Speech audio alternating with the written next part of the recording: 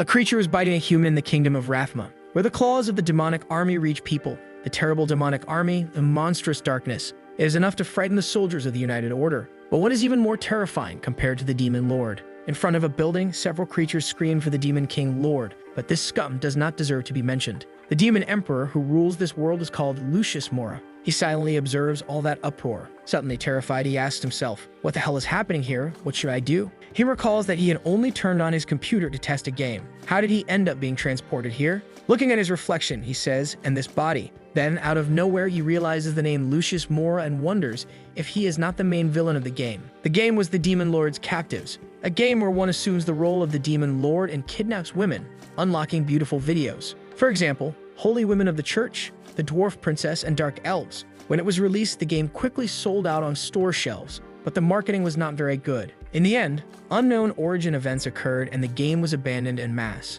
Traitors emerged from the demonic army. Captured female characters were suddenly transformed into goddesses by the players, becoming the goddesses who destroyed the Fist of Castlevania. To shorten the story, the Demon Lord's fate was only one: game over, death. While our hero thought, what the hell does this useless plot, an ending that is certainly death, he whines a little. To calm himself, he thinks that the game's storyline has just begun and that there is still time to fix everything. Since this character is going to die, he just needs to become a shapeshifter. And he thinks, that's it. The secret to staying alive is to live without lust. Suddenly, someone calls for Lord Lucius. A goblin asks the Lord to please report to the front hall, because the Demon King's army has captured an important prisoner. Sweat and cold, he thinks that was fast and responds that he understands, ordering them to proceed. The goblin says, yes. He questions which way leads to this hall, while the goblin catches his attention, saying that direction leads to the kitchen. Meanwhile, in the dungeons of the Demon King's castle, a woman screams, "Demons, I will not give up." In a church, a religious ceremony was taking place. A nun prayed for blessings from the Divine Lady,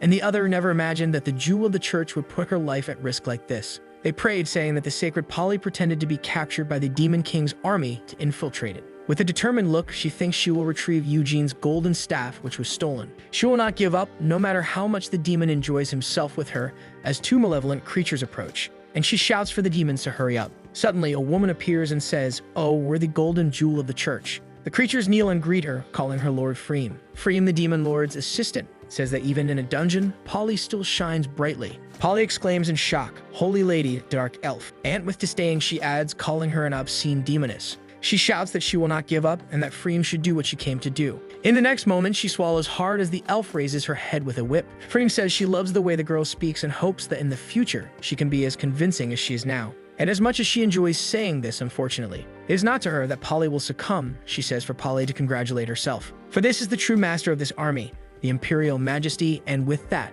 she uses a teleportation spell, taking them in front of a large double door. Frightened, Polly asks if the Demon King is behind this door, the very Demon King. This is Polly's understanding of the demonic race. First, the common demons, and then a larger version, which would be the so-called king. And she thinks that even if he is big, she is not afraid, but that does not seem to be true. The doors open and the two women enter the hall. On the other side, our Lord merely waits, smiling. Bowing, Freem says, "Lord Lucius, the Saint Polly is here." She thinks this is the terrible Demon King known as the White Beast, and she wonders why he is different from the books, thinking that she doesn't know if he has such a different temperament, but that he is handsome. Repressing herself, she thinks, "Stay sober, Polly, what am I thinking? This must certainly be an illusion." And she stands there, huffing, trying to control herself. Our Lord looks at her and wonders if she is Polly, known as the Golden Jewel, and that this is only part of the masterpiece that is this game. That he thinks, no, what am I thinking? This is all an illusion. She is not a defenseless little bunny. She is the easiest character to corrupt in the game, and in the end ends up becoming a six-winged angel who destroys the demon.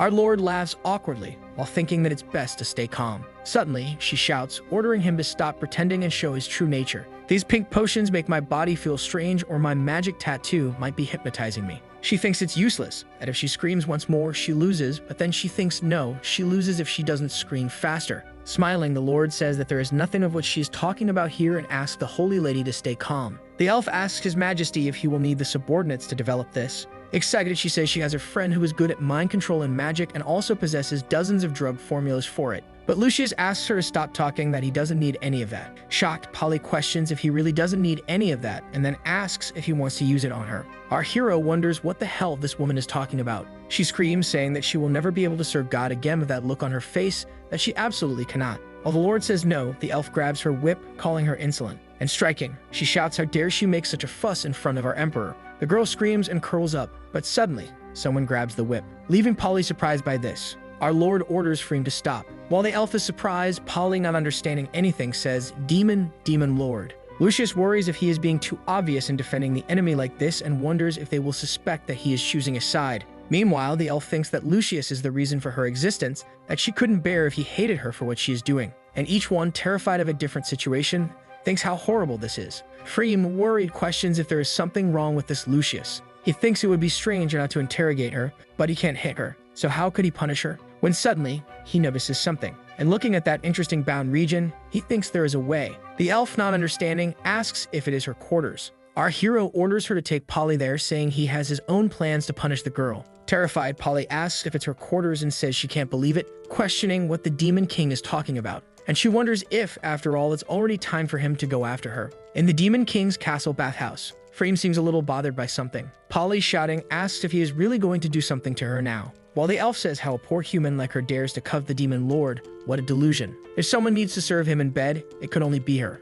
And seeming worried, she feels confused about the lord. She wondered what exactly the Demon King was trying to do. Polly thinks that she is taking a special bath before going to her quarters and questions if this is a calm before something worse. Or could it be something else, but she doesn't care. She knows she needs to endure no matter what, even if hell is ahead. Opening a curious door, she asks if these are her quarters. And she comes face to face with an absurdly luxurious room with everything beautiful and attractive. Impressed, she says that this is really. Still very surprised, she adds that it's all very luxurious and sinful. She wonders if the purpose of that room is to attract her in some way. Calling it childish, she says that Polly, the sacred saint, will not be tempted by something so low level. She observes a little determined and a little more, maybe a little less determined, until finally she throws herself onto that luxurious and comfortable bed. And rolling around, she thinks, so big, so good, so comfortable. I've never slept in a bed like this since I was a child. She says that the demon is not the same as in the legends and that he does not seem like a bad guy. But suddenly, she snaps back to reality and thinks about how she could have thought something like that. She wonders if she was blinded by these luxurious things.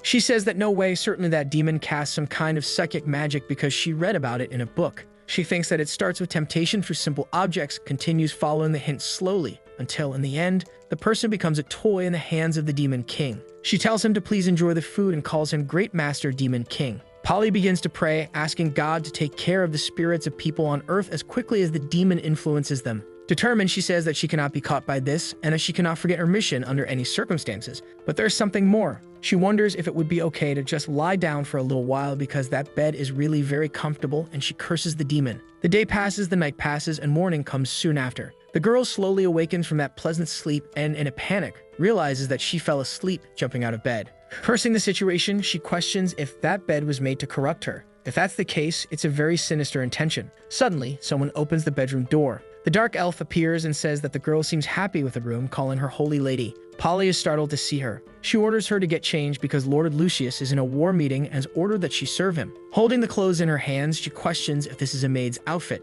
She thinks that the Lord wants to humiliate her by putting her in the position of a maid and wonders if that would be enough to break her spirit and make her give up. Polly says that she was really underestimated and adds that for rich or poor, nobles, priests, or even slaves, this is the most basic quality of a saint, and that this outfit is for her. It's not exactly shameful. Sighing, the dark elf thinks that she understands. She reflects that the Lord has changed recently because he prevented her from interrogating and torturing the prisoner and even gave her a beautiful room. She wonders if the punishment would only be a maid's uniform and what the reason for that would be. Suddenly, something catches her attention. Polly, embarrassed, asks what that is and how such a maid's outfit could even exist. Evaluating the clothing, she says that it is so cheap and really shameful. The elf thinks that so that's it, an unexpected way to break the saint's mental defenses, that with just an outfit, he could weaken her spirit. Laughing, she asks if Polly felt it and explains that they have a way to corrupt her without violating anything or torturing her, saying that this is the wisdom of the Lord. The girl turns red, deeply embarrassed. Polly thinks that it's not bad for a little demon king, while the dark elf thinks that this was worthy of a supreme lord.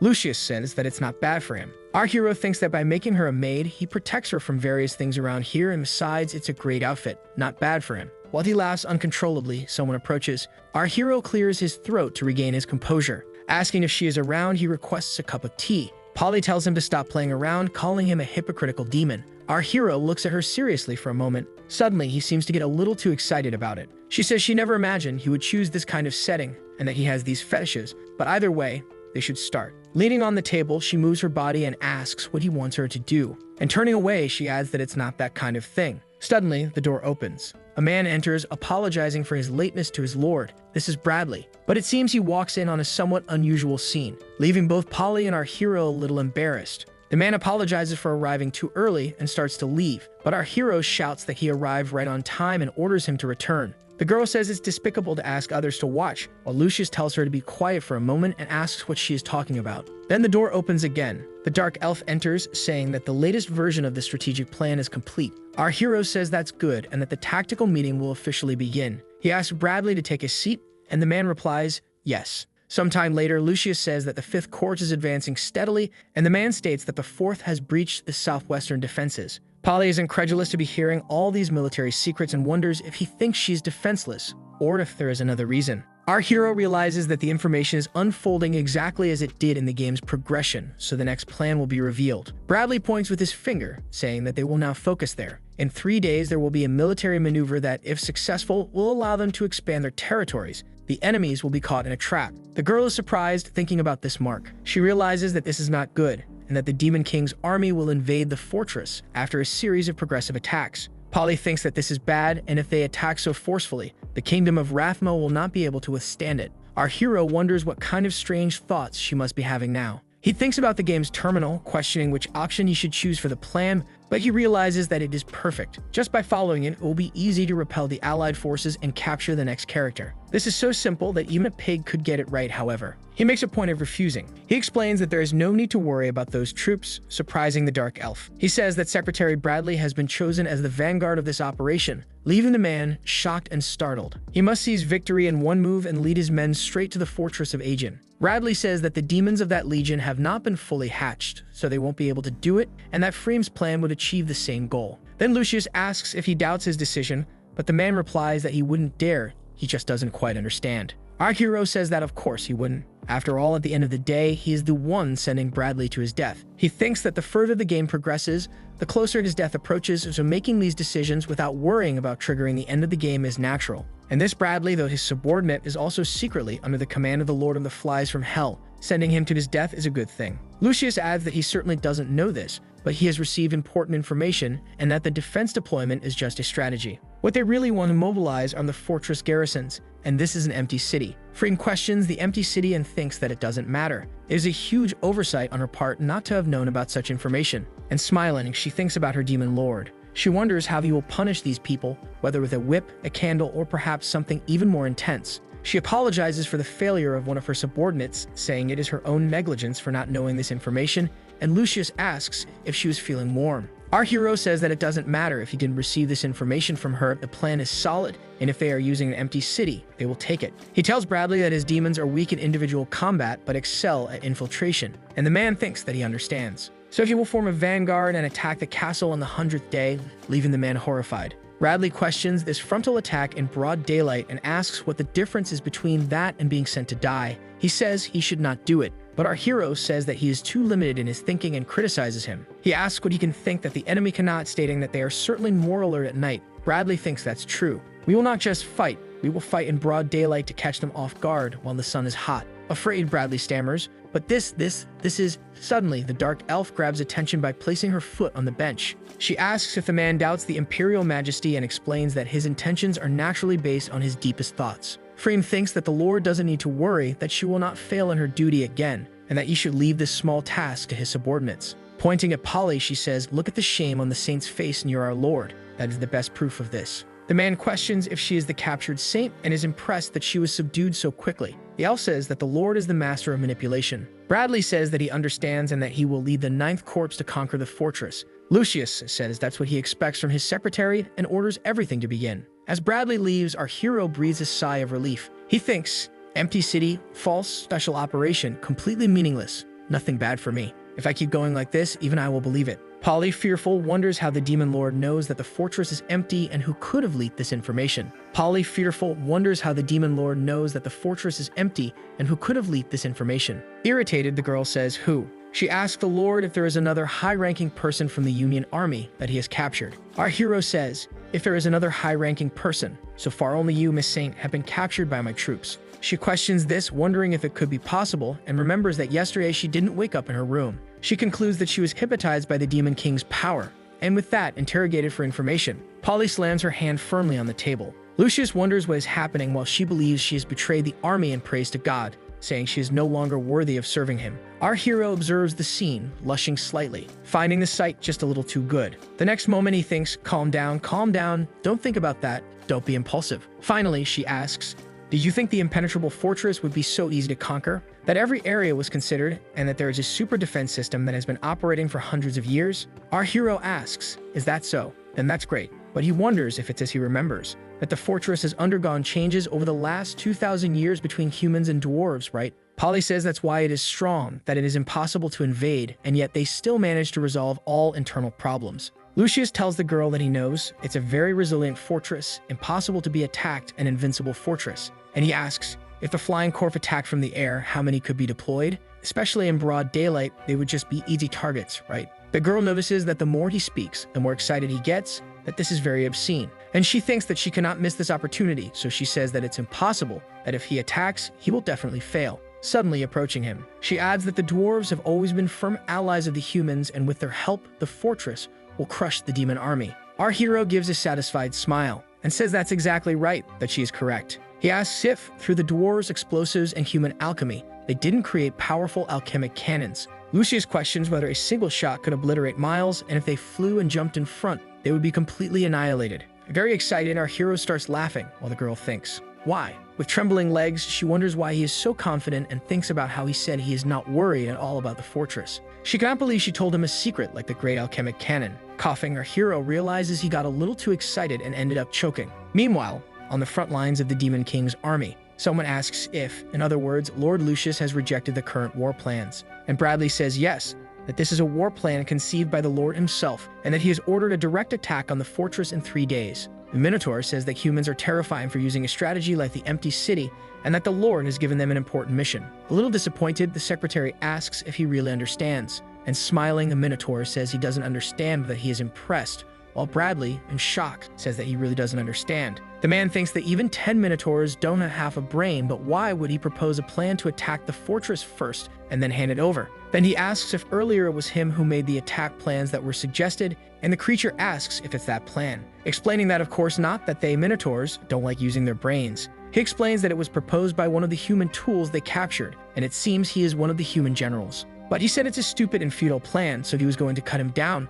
The secretary asks him to wait a moment, and he says that there are some things he would like to hear from this man. He thinks that this plan is clearly flawed, an invasion in broad daylight. The Lord must be joking, but if his suspicions are correct, Lord Lucius is trying to kill someone, in other words, to destroy while he can. It was night, and someone was saying it was very cold. It was Lytis, the traitor to humanity, who thanked God that her captor was a brainless Minotaur, and that he had agreed. If it works, the Lord will see her true value, and the demon army will seriously consider any service she offers, and that there is no doubt that Lytis can become someone great. Suddenly, someone appears, saying, don't think bad things, poor human, you will help me as soon as possible. And he adds that it is because the plan she proposed was rejected, and in exchange, the Lord has ordered a direct attack on the fortress in 3 days. Exalted, the woman says that this is not possible. She then states that a frontal attack in broad daylight on an invincible fortress is completely impossible. Bradley orders her to be quiet and says that all he wants to know is how to make it possible, and if she fails to accomplish the task, he will separate her head from her body and add it to his collection. The girl trembles with fear. Then she thinks that you must be a bully the Lord wants to get rid of, but saying that could dig her own grave, and that she must quickly think of a reason why the Lord is planning a frontal attack in 3 days.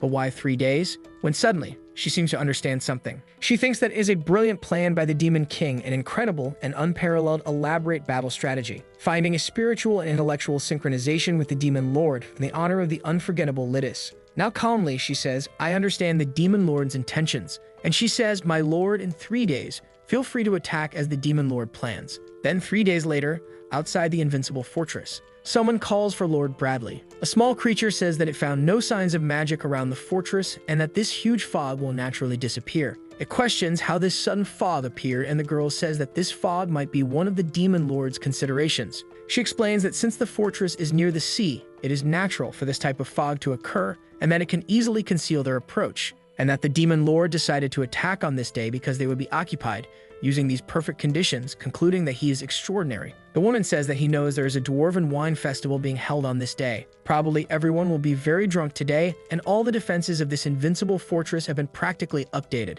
Then she questions if he is planning based on his opponent's habits. Meanwhile, inside the invincible fortress, someone wonders how this could happen, and the dwarven princess says, "What?" She seems to be quite drunk, but still very excited. She asks for another mug and shouts that she wants more, until someone throws a bucket of water over her. She shakes her head, a little embarrassed, and questions what kind of idea that was, asking who is looking to die by throwing cold water on the princess. A soldier asks how she can be like this now, even knowing that the front lines are in trouble. She, embarrassed, realizes it was the Grand Marshal. The man says that they have strict control over alcohol. How did she manage to drink so much? And she, sarcastically, repeats, "How did you manage to drink so much?" She explains that the beer festival is the most important holiday of the dwarven race. That's why they replace water with things from this warehouse so they can drink freely. The exalted man says that she is reckless and that people die from drinking. Shoving a barrel, he asks, "Die from drinking?" Rolling the barrel, she tells them to stop looking down on them. Suddenly, it seems that the alcohol has taken a little effect, and she ends up falling flat on her face.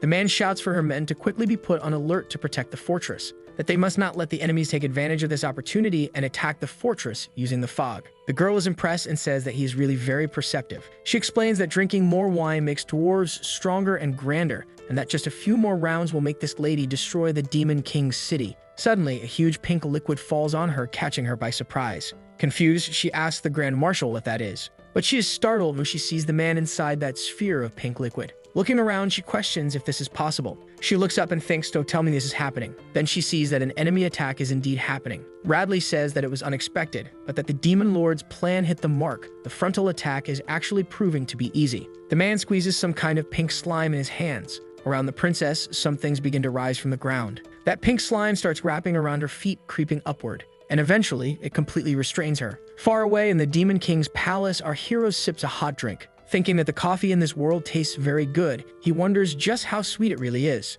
She thinks that today is the day of the attack on the invincible fortress. How can he be casually munching on sweets without a hint of concern? He even eats cake right in front of her, and the girl starts to think that he might be eating the cake as a metaphor for the attack. It's as if the strawberries were part of the invincible fortress and he could devour them whenever he wanted. Our hero notices that the woman is watching, and he asks the saint if she would like to eat with him, catching her off guard. She asks what he's trying to do and questions if he put something strange in the cake to make people lose themselves, but Lucius says no. The girl asks if he's trying to win her over with a piece of cake. She says that he is underestimating her. But the next moment, she seems quite happy with a small piece of cake. She thinks that there is no problem in eating it, that this food belongs to the enemy army, so she's just taking their rations. She realizes that she is becoming completely addicted to that cake and that every detail of its taste and texture in her mouth makes her marvel at it. When he is dishonest, his lover speaks for him and eating and drinking are not a problem. She asks the Lord if he isn't even a little worried about what is happening outside, but he responds, questioning whether it's worth paying attention to the fortress. The girl says that it is being attacked by his army, which has spent years growing stronger, and our hero says that he believes she is the only one worried. He asks if she thinks the troops cannot stand against the fortress and still claim victory. He explains that he expects there to be casualties and that the fortress artillery was merely for show. Walking to the window, he tells the Sync to contain her anxiety. Today, they will definitely bring good news for both of them. Suddenly, the dark elf enters, calling for the Demon Lord, and bowing respectfully, she says she has reports from the battlefront. Then he turns to Polly and says, "See, what did I tell you?" He explains that just as he said, the invincible fortress was actually empty, that a strange fog appeared in the area today, completely obscuring the attack operation, and of course, the dwarves were completely drunk. Thanks to his brilliant command and leadership, the troops were able to capture the fortress in less than a day. Our hero remains at the window, lost in thought. The elf thinks that it is a noble gesture. He didn't show any reaction even upon hearing the news of such a wonderful victory. That is what is expected of the Demon Lord. Suddenly, he turns around, calling for Freem. Lucius says that, just as he had suspected, the artillery was merely decorative. The elf confirms it, saying that his troops confiscated the fake artillery, and she adds that since no one can operate it, it isn't a problem. Our hero has a rather simple reaction. Desperate, he thinks, what the hell? A fog? A wine festival? None of this makes sense. These are not the reports I wanted to hear. Freem says that Bradley must be bringing even more good news, that the success of this battle has boosted the morale of their troops and that they continue advancing. Polly thinks that not even half a month has passed. There is no doubt that they have already captured half of the Rathman Plains. The girl seems a bit shocked by this information. Our hero is startled, realizing that the result was far better than the attack that occurs in the original game scenario. and that occupying half of the plains is one of the necessary conditions to turn the saint into a goddess. He curses while sipping his coffee and trembles, telling himself to calm down. The elf wonders why Lord Lucius is so quiet and if what he is drinking is really just coffee. She concludes that it isn't just coffee, and that what she is seeing now is only what he wants her to see. Her view of the Lord is that this act of drinking coffee demonstrates how trivial and insignificant he considers what is happening. Looking out the window, he is trying to say that this momentary victory doesn't matter, only the future does.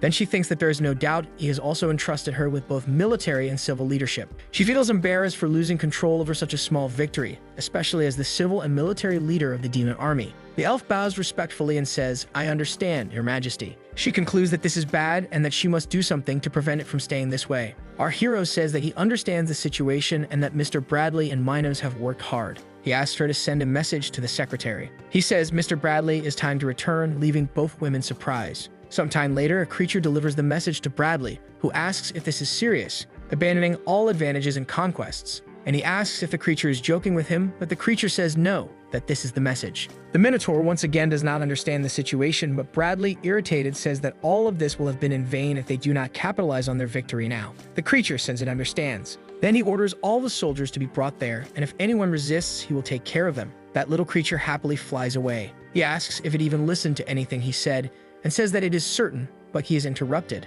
The Minotaur says that he should understand. Following His Majesty's orders is how a minister should act, and there must be a reason for this order. He adds that the human used her great brain to analyze His Majesty's intentions, and the girl, embarrassed, confirms it. The girl thinks that she is really on the Demon King's side. No matter how she thinks about it, it makes no sense for him to abort this attack, unless it's for another reason. Suddenly, she believes she understands the situation. Then she thinks that the wisdom of the Demon Lord flows like a current into her sterile mind and that she is honored to receive his blessing. She explains that these are like steps 1 and 2, a strategic concession from the game. Bradley questions this while the Minotaur searches for the so-called battlefield game. The girl tells the knights to look at this map and see the answers to their questions. Now that they have captured the fortress, everything has changed, and if they continue advancing and attacking like this, the Alliance will be powerless against the assault. She explains that the security of that location is crucial for the Alliance order, and they would take a risk by sending only a small force to defend it. To protect the fortress, a small troop would be required, and they could support the other battlefronts at that moment.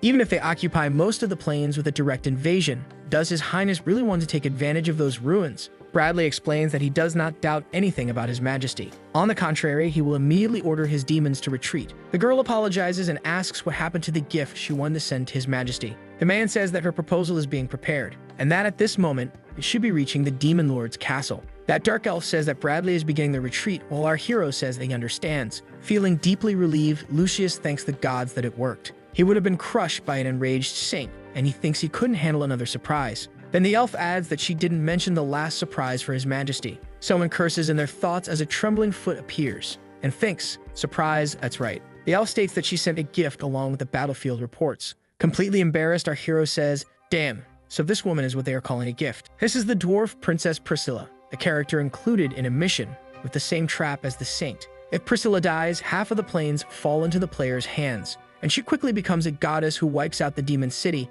but she was only supposed to appear in the middle of the game. This is going badly. The elf says that they must now interrogate Princess Priscilla and force her to reveal all the valuable information she possesses. She adds that she has wanted to interrogate this rigid and hot-tempered dwarf for a long time. Polly seems troubled by the situation, and she thinks that even though Princess Priscilla was captured, she assumed that the order to retreat was a trick by the Lord, but seeing the princess there, she realizes it was not. Unable to hold it in, she begins to cry. Polly thinks that only God knows what will happen to the princess in the hands of the elf, the unshakable daughter of Priscilla and her merciless inquisitor. But suddenly, our hero says, wait a minute, and he continues, saying that you will question the dwarf princess personally, leaving the elf surprised. But she bows respectfully and says that it is fine for the demon lord. As Minister of Intelligence, she failed when she missed the information about the invincible fortress. And now His Majesty is taking on the work of interrogating her subordinate. In her imagination, she sees the Lord saying that he could replace her with a pig, and the work would still be done well. Our hero tells Freem that for now, that is all,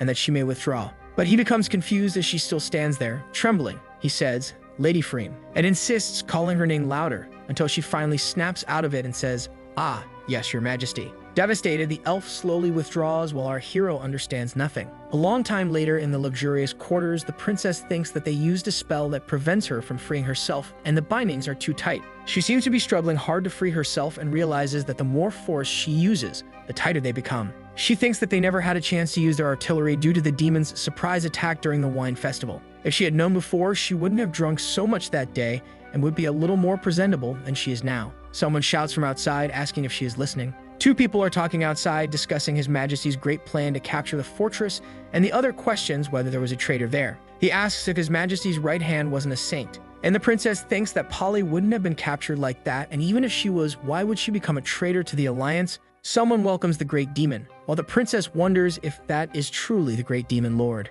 And shocked, she realizes that it really is Polly standing there with him. Finally, our hero removes the gag from the girl's mouth. The princess immediately starts shouting, asking where the girl's black robes are and telling her not to say she actually became a traitor. Our hero says that this king wants to discuss some things with her and asks if dwarves even know how to speak. But she continues, asking if the girl is using information to help the king. And if so, does she know what the demon wants? Is it the secret of their firearms or information about the false artillery? She continues, saying that no one expected this to happen. Then she screams in despair, while Lucius wonders who forced her to wear that outfit. Crying, she says that it will never be, as if that trickster trusted her entire mind to the demon king, or perhaps half of it. It seems that something is surprising the princess, and she wants to question it. Finally, she asks, "What's this wine?" Shocked, the girl asks if he is serious because the greatest desire of dwarves isn't forging, it's bathing in wine. And our hero says yes. She explains that the art of winemaking is no less complicated than forging. For example, this one is entirely new to dwarves. Then she says she expected dark beer to be something from the demon race. Our hero explains that it has nothing to do with that. It's just a matter of replacing some ingredients. Offering her a drink, he asks if she would like some. Lucius thinks he must be joking if he expects her to forge weapons for them. The best option is to let her eat and drink for free here. The princess takes it and licks her lips. But the next moment, she becomes suspicious of something. She asks if he doesn't know that dwarves are the embodiment of diligence. Nothing will make them surrender and kneel. Then she adds that more important than this diligence is that she, as a noble dwarf, will unravel the inexplicable and terrifying brewing processes of demon beer. A bit tense about the situation, she stares at the mug of beer. She thinks that this beer is very dark, and how could it have such a strong fragrance? As she drinks, she ponders the entire combination of aromas, coffee, wood, and wheat, all blending refreshingly. She thinks that it is a bit sour, like coffee beans, yet a little sweet, and that all of it is filling her mouth. That makes her drift off into another world. While she enjoys herself, our hero simply watches. With a satisfied smile, he thinks that it was a success. The girl says that this isn't just a new beer and asks if he thinks he will receive praise from dwarves like them. That it takes courage, for she is the daughter of dwarves. He says that he has heard a lot about dwarven brewing techniques and believes that if combined with demon technology, they could uncover more mysteries about it. The two agree. Lucius says that now that she has accepted, all the demon craftsmen will obey the princess in everything she desires. She is surprised and asks if they are all available for her to use. She thinks that even in the aristocratic clan, they wouldn't have so many resources just for creating a new drink, so she will make a lot of it. Sometime later, in the back gardens of the demon fortress, the princess explains that this is how it happened. At first, she resisted, but in the end, she received a lot of wine and became the beverage administrator. In disbelief, Polly asks if that is why she became a servant of the demon king. Priscilla then explains that yes, it was only for development. She created a new drink, but no dwarf can resist that temptation. She asks if the girl isn't also a servant, while Polly protests, saying no. The princess says that she dressed as a maid before and also heard what the demons said. It was she who leaked the information about the fortress. Embarrassed, Polly says that she suspected she was the only one who leaked information some time ago and that she still has hope. She believes she is just overthinking things and that in reality, it must be something else. The princess questions whether she is saying that with such an expression because she believes she is the greatest traitor of the allied forces due to the fall of the invincible fortress. Suddenly, the princess seems to realize something. She says yes because nothing can be done about her alcoholism. Polly questions this and the princess continues, saying that it is not important and that they should just forget it. The girl seems exhausting. She says, "Princess Priscilla, believe it or not, I did not consciously reveal any secrets to him." She explains that the demon lord seems gentle on the surface and that all of it is an act to appear that way. She says that he has enormous hypnotic power and unexpected wisdom. She was manipulated by that unknown spiritual magic and thus unconsciously leaked the information. She concludes that he is a pervert and trash, but he is also a very nice lord. That demon lord is a pervert. He is also the protagonist of a shonen. As the two girls hold each other's hands, Polly explains that they need to be careful, because today he asks her to develop a drink and tomorrow he might unconsciously force her to develop conquest plans. She thinks that back then, it could have developed into something like that or something similar. Our hero watches the two girls lost in his imagination.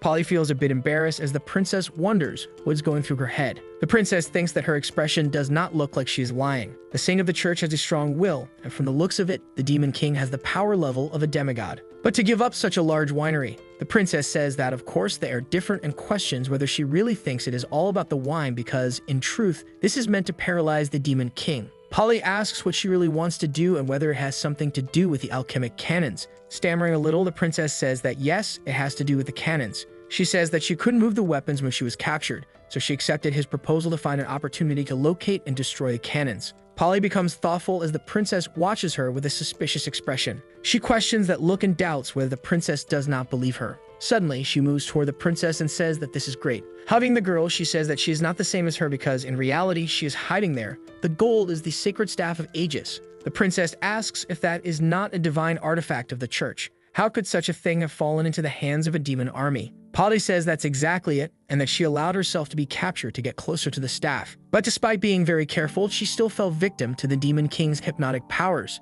Priscilla then wonders if she heard correctly. Was she captured on purpose, or is she just going crazy? Catching Priscilla off guard, the girl says that they have a similar goal. The princess will destroy the cannons, while she will retrieve the sacred staff. Once they succeed, they will be together in the demon castle. She hugs the girl tightly, pressing against that soft area. She says that tomorrow she will do her best to cooperate with the demon king, letting him play with her to create opportunities. The princess tells her not to go too deep in the wrong directions. Then she asks Polly to let her go because she is suffocating. A goblin was watching from the bushes and thought that the princess should stay right there. Some time passes and someone asks what happened. The goblin explains that he heard everything clearly. Our hero asks if he is saying that Priscilla will destroy the cannons and that a human is coming to steal the sacred staff. The goblin confirms that this is correct. Excited, the creature thinks that its years of hard work cleaning the courtyard might finally be well rewarded with this information. Our hero says that he has never seen such ingratitude. Among even the most terrifying races of hell, nothing compared to this. If they escape, it will be bad for his army until someone calls for his majesty.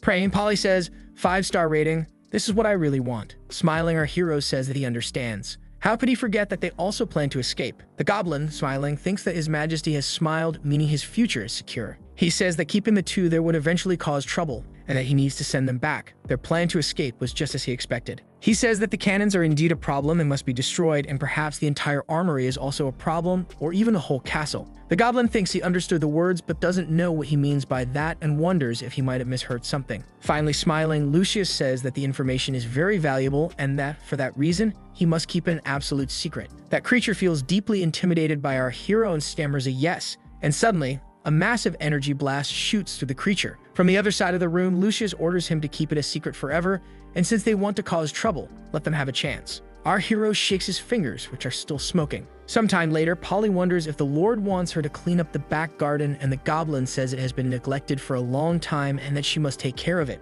Startled, she thinks that he asked her to trim the back garden. And the goblin also tells her that the treasure room is not far from the back garden, and he adds that she must not go near it. Very excited, Polly exclaims, "The treasure room. I remember. That's where the staff is kept." Before leaving, something catches the goblin's attention, and the girl says she is heading off now, thinking that if the Lord made such a mistake, she will take advantage of it. There might not be another chance. Polly turns and begins walking through the garden. She thinks that she will pretend to be pruning the garden, but when she gets an opportunity, she will sneak into the treasure room. She says that she believes it is not just any ordinary place in the demon castle. Surprised, she thinks she hasn't seen all those plants before and wonders if they all belong to the demon world. Either way, pruning should be easy, just cutting off a few unpleasant branches. It shouldn't be dangerous at all. She plans to finish everything quickly so she can get to the treasure room. With the movement of the pruning shears, she cuts one of the flowers. When suddenly, something moves and catches her attention. A tree screams that it hurt. Shocked, she asks if the tree is alive. The irritated tree lunges at her and traps her with all its vines.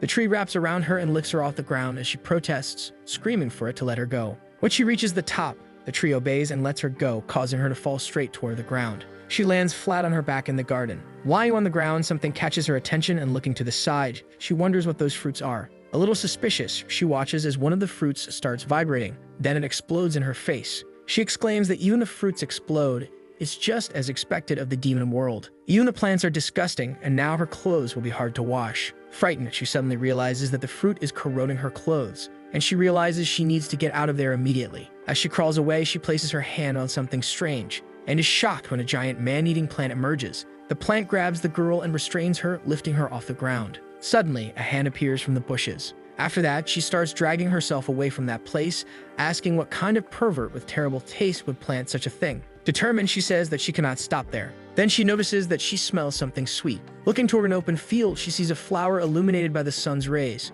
The scent seems to be coming from there, and she thinks that she never expected to find such a white and pure flower inside the Demon King's castle. In such a dark environment filled with strange plants, it still manages to grow so vibrantly. She says that it must be very lonely. She clasps her hands together and begins to pray, thinking that it is like her, trapped in enemy territory. Until suddenly, she hears someone calling her name. Looking up, she realizes it is His Holiness, the Pope, and she wonders why he is there. She questions whether he was captured too, but the man tells her to calm down. And smiling, he says, "It is all over." The next moment, she finds herself floating above a forest with the Pope. She looks down in shock, and then she realizes that below them is the Demon King's encampment. Polly asks why there is no one there. Why does everything look so dilapidated? The Pope says that this is the Sacred Army. He points upward, and several angels appear flying in formation. Then he declares that their Sacred Army has defeated the Demon Army, and even the Demon King's fortress has been conquered by his forces. Polly asks in surprise if her people were there when this happened. The man says, "Child, you have worked hard with the Demon Army for a long time. We know you are strong and that you would never betray them. Now they have managed to capture the Demon King." Polly looks surprised by this information. In the next moment, they are in a square in a city with the Demon King imprisoned behind her. The Pope says they are conducting his final judgment.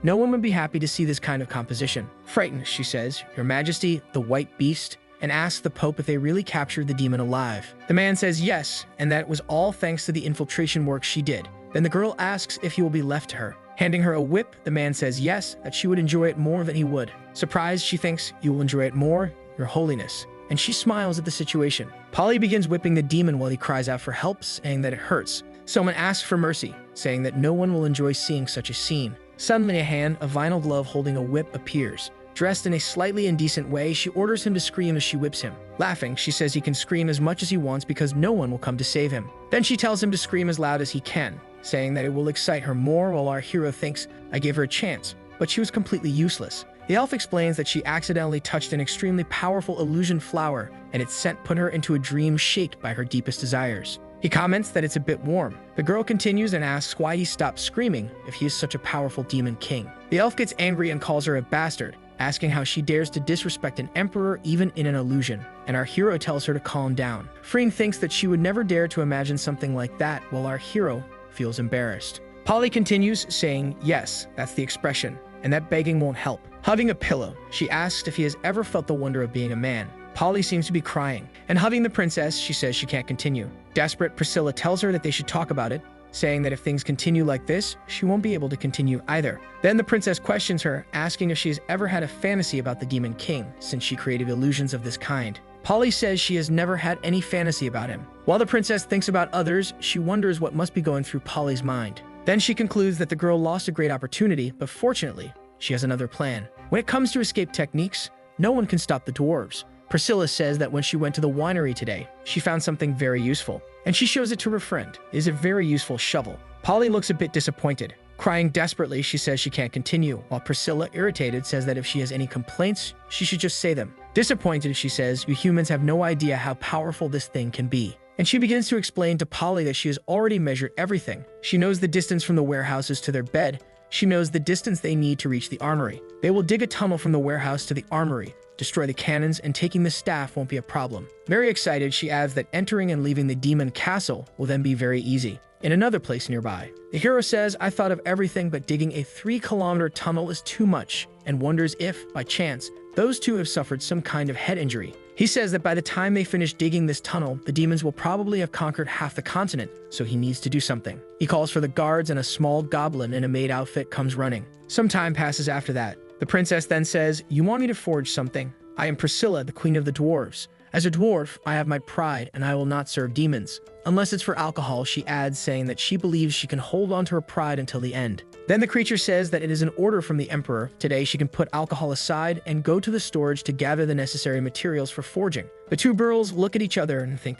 storage. She thinks that based on Polly's experiences, it won't be exactly simple. And Polly is a little off in that moment, while the princess, curious, wonders what must be going through her head. Suddenly, the princess thinks that this might be an opportunity. They cannot lose it, no matter what must be done. Sometime later, she arrives at the storage room, and Priscilla notices that there are no inspectors, not even a supervisor or attendants. She is surprised that she could simply arrive and walk in. She curses the Demon King, thinking that he might have just tricked her and led her to some random place. Suddenly, something catches her attention. She wonders why that thing looks familiar. All of a sudden, that thing starts struggling, leaving her desperate. Thinking for a moment, she believes she knows as those things begin to spread all over her. She realizes that it is a material that, when processed, becomes the best of all for making a whip. Then, unexpectedly, it completely wraps around her, trapping her. The girl falls face first to the ground, wondering why she keeps finding these things that squeeze her. But when she opens her eyes there on the floor, she seems to have found something interesting. Heart Mother Stone Iron, very rare. Even emptying an entire mine, one might not find something like this.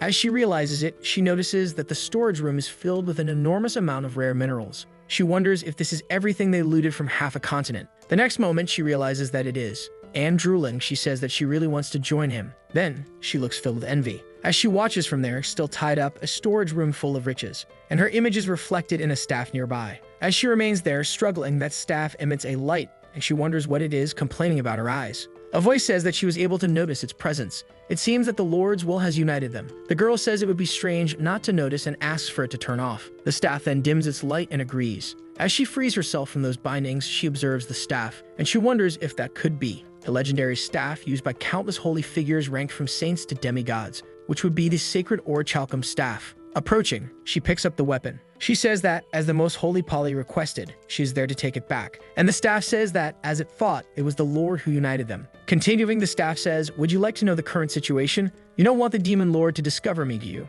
And it explains that, although it is unfortunate in many ways, hiding would still be the best solution so that she does not have to worry about the details. Some time passes in the castle. Meanwhile, in the Demon King's workshop, she thinks that the management of the demon army is very flexible.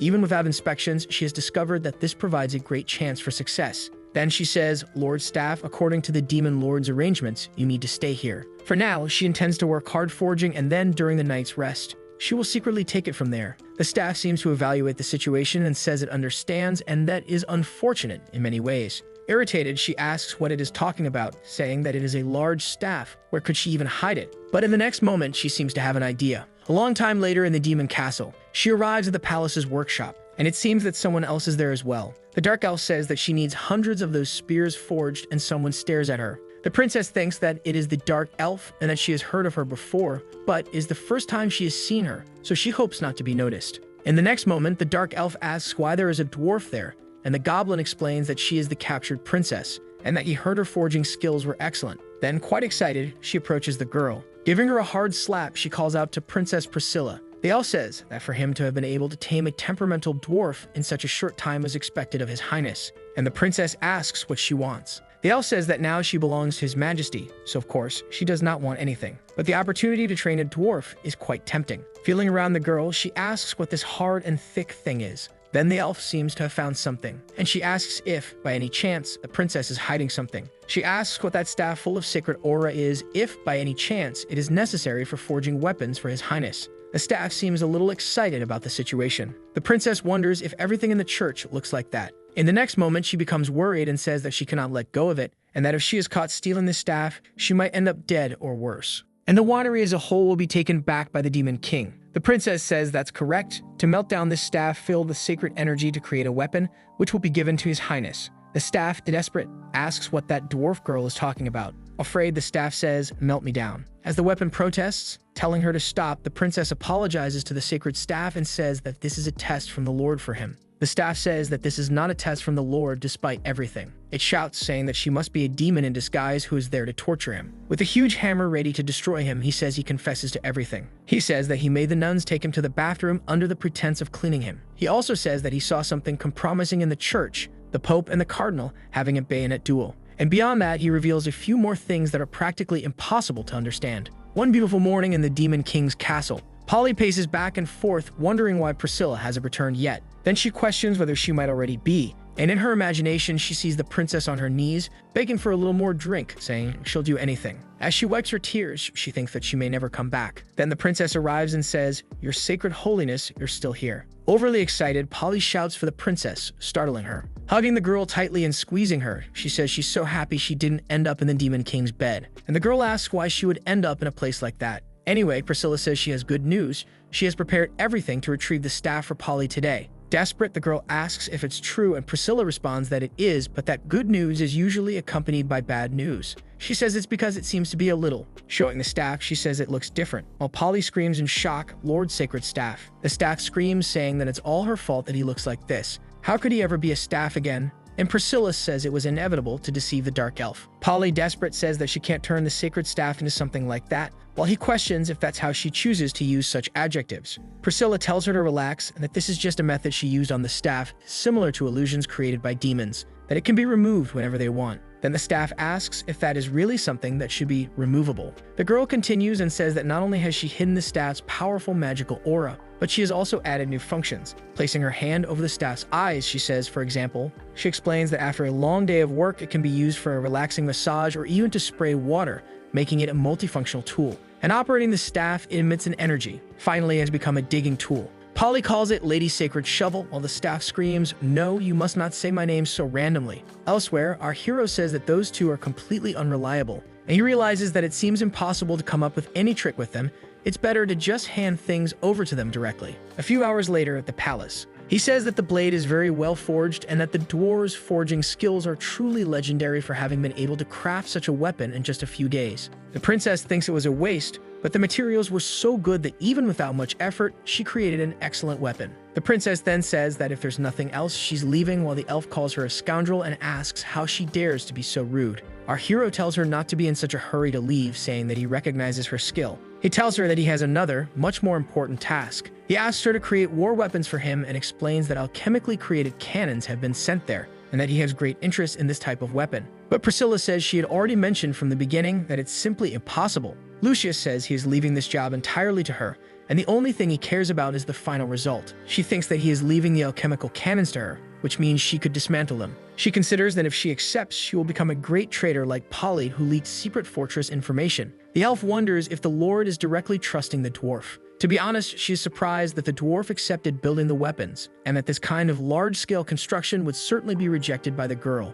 As a subordinate, she needs to protect the emperor's reputation in case the girl dares to refuse. She imagines herself stepping on the princess, and drooling a little, she thinks that now she has a good reason to teach the girl a lesson. Then, determined, the dwarf says that she agrees. The elf is surprised and asks if she is really agreeing. She suggests that she think it over again, but Priscilla says she doesn't understand the elf's position. She thinks, what a disaster. This is probably because His Majesty has been taking every opportunity for torture lately. Then she considers that the elf seems a bit restless and impatient. Our hero thinks he is getting used to the fact that no one in that castle is mentally stable. Suddenly, Priscilla tells the Demon King that she can promise him, but how the cannons will be used will depend on her. Pointing at him, she tells him not to go back on his words, so Lucius says that he is the Demon King and promises her, and he appoints her as the chief mate of weapon development. Priscilla seems to like the idea quite a bit. A long time later, someone calls for His Majesty. The elf says that his subordinate speaks well, but that dwarf cannot be fully trusted, and that even though she is verbally accepted, who knows what she is planning, she could become an obstacle to their army.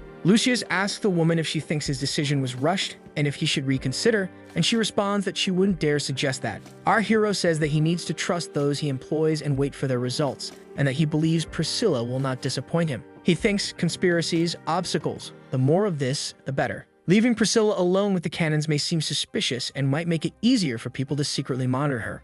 He thinks that he needs to assign someone from the demon army to be her assistant. Freem says that this is the list of talents in the army involved in weapon development. She points to Kalashnikov, who stood out for having deciphered the schematics of the cannons, and Einstein, who designed a super weapon capable of destroying cities. And then there's Sir Maxim, who stopped being a doctor and became a weapon developer. Our hero is surprised, asking why these names sound so familiar. Placing his hand on his head, he throws the papers aside, while the elf asks if those people are unreliable. But Lucius thinks that they are too reliable. There are no precedents for these cannons in the game's history, and with these characters, things could escalate to godlike levels quickly. He proceeds to mark some of them as rejected, and finally he asked about a specific demon. The elf explains that her name is Ishina, and that she is a dropout from the military academy, specializing in equipment. And our hero says, dropout. Frame confirms, saying that she left before the first semester ended, explaining that she spends all day lounging around and doesn't work, that she will soon be expelled. Lucius thinks expelled lazing around all day, so she's a slacker. And looking at her picture, he wonders if this might just be the talent he's been looking for.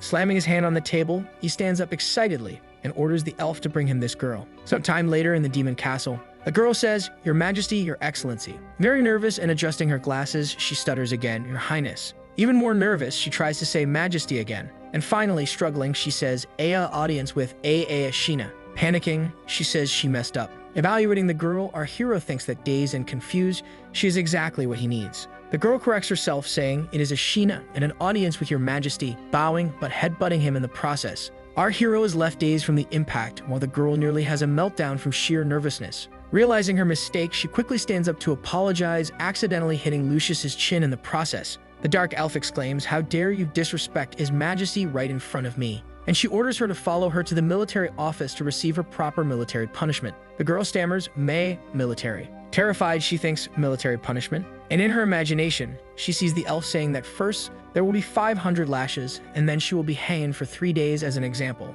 The girl becomes more and more anxious and starts to panic. With a runny nose, our hero says that there is no need for punishment because he is very satisfied. The elf is surprised and asks, "What do you mean satisfied, your highness, with this kind of thing?" He asks if it is correct that Ashina has made no contributions to the army in 2 years, and the girl stammers, unable to answer. In shock, she finally says that she understands, and that she will go back to her room now, pack her things, and return to her home in hell. Lucius wonders why she is so desperate to escape, but he explains that he wants to give her a chance, that he recently formed a new weapon development team and needs a chief engineer. The elf scoffs and asks why she doesn't thank His Majesty for giving her this chance, as based on her past, she should have already been fired. But unexpectedly, she says she cannot, leaving her lord surprised. She explains that she is not suited for this role because she hates war and will never develop anything that could kill people. Freen can't take it anymore and says enough. Brandishing her whip, she says that as a demon, how could she dare to say such traitorous words? But stepping forward, Lucius asks the elf to wait and lets the girl continue. She explains that his subordinate does not like taking lives and asks if all races should unite.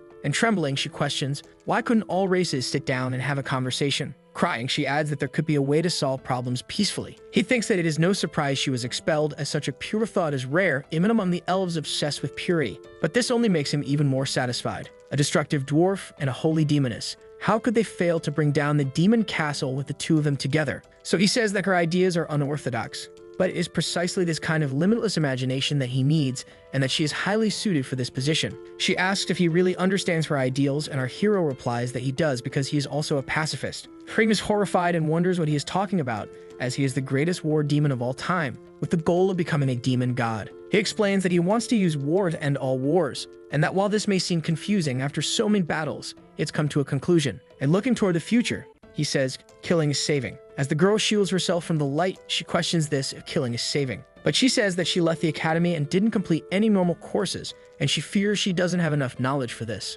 Our hero says that it doesn't matter, that he also doesn't like those things, that academies are too rigid and outdated. He thinks that the less she understands, the more confident he feels. Lucius says, I believe that by maintaining the concept of killing to save, Ashina will be able to create extraordinary weapons. Grasping the demon lord's hand, she says, I seem to. And then she concludes saying that she understands His Majesty. A long time later, the girl is lying in a luxurious bed while thinking that killing is saving. But she wonders what killing truly is, as she slowly closes her eyes. The war between the realms continues as it has for thousands of years. Soldiers face life and death, and citizens are deeply devastated. Countless lives are lost to war every moment. Many families are separated, and the rivers constantly flow, marked by the scars of war. And in this mad world filled with wars, the wise choose death. Those even wiser choose never to be born at all. But the source of war cannot be changed, and the beginning, where we knew who was right and who was wrong, has been lost to history. She thinks that she cannot bear to see death, but she wonders if abstaining would be useful because killing is saving, eliminating karma, not people,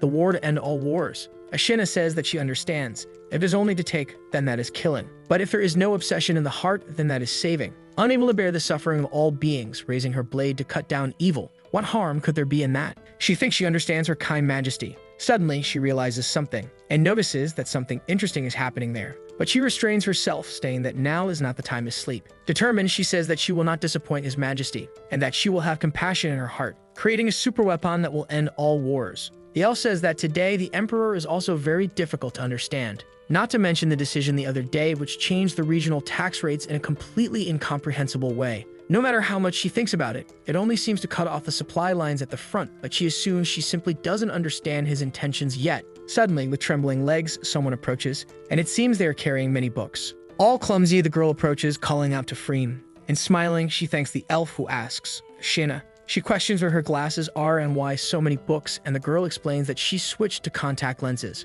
She explains that all those books are her assignments at the military academy and that she was naive in her thinking. Now she will dedicate herself to the Emperor's weapons. Freem asks what exactly she understood from His Highness's words. Ashina says that killing is saving, that one must cut karma and not people, and that with the end of the war, true peace will come. Crying, she says that this is His Highness's kindness. Shocked, she wonders how that girl she once despised underwent such a transformation. And she thinks she cannot fall behind because all of His Majesty's decisions were correct. Frayne raises her fist, determined, and she says she cannot disappoint His Majesty's expectations. Sometime later, inside the workshop of the demonic castle, Priscilla thinks that it was a grand gesture, that the Lord not only delivered the cannons but also sent precious metals, and that He truly does not care about what she does. She thinks that He gave too much, and that if she weren't in a field of demons, she could really use this to create real war weapons. But she reflects that for now, the first step is to dismantle the cannon. The secrets are all in the internal structure, and the components must be perfectly replicated. A goblin asks if they will be able to reassemble it, and moreover, the chief engineer is not there, and if that is her order. The princess asks if he does not believe in her and says that she is the only one capable of creating this cannon, besides being deeply involved in it, and the goblin says, but suddenly someone arrives and says, dismantle it, as it is in accordance with the chief engineer's opinion, and she asks if the girl is the chief engineer, Priscilla. While the princess asks who she is, she then explains that she is the deputy chief of the development team, Ashina, and that is a pleasure to meet her. She thought the king had sent someone competent, but this girl does not seem skilled, so she wonders if he just sent anyone, that he's an idiot. Priscilla asks if the goblin heard that, and now that the deputy chief has confirmed the order, she wants them to dismantle the cannon quickly. As they work, they say it is difficult to dismantle, and that they should not separate things randomly, to be careful with the parts. Excited, the girl says, how stupid, come on, it comes off easily. She says brute force works miracles, explains that things made by dwarves are not fragile, and that the more force they use, the better. Priscilla thinks that there was no reaction from the girl, that this is a useless trick, and that the plan is inefficient. The work continues, dismantling the cannon brutally, while Ashina seems a little pensive. Suddenly, a gear rolls to her feet, and automatically, she begins measuring that piece in her mind. She observes and evaluates the piece in relation to the proportions of that cannon. Ashina thinks that it is as expected from the Lord's favorite chief, such a bold order, and she bets that the chief is like her in the end. And that when one has a photographic memory, it doesn't really matter how you dismantle it. She says that the thick and large barrel is engraved with special runes, and that this is the key to compressing magical energy. There is also a spring that fits into the base of the cannon, allowing it to withstand its own recoil without suffering damage. Ashina continues saying, and more. She thinks it is a masterpiece to be able to see all of that. Then finally, the princess says that she is finished. Too excited, unable to control herself. The girl says that at this moment, she already understands everything. The goblins ask the chief engineer what the next step would be and whether they can start replicating the parts or if she needs to explain any part of the process. The princess questions what he is thinking. After all this process of dismantling, does he really think she wants them to replicate it? Then she says everyone worked hard dismantling the cannon. To celebrate this, everyone will have 2 days off, have a good rest.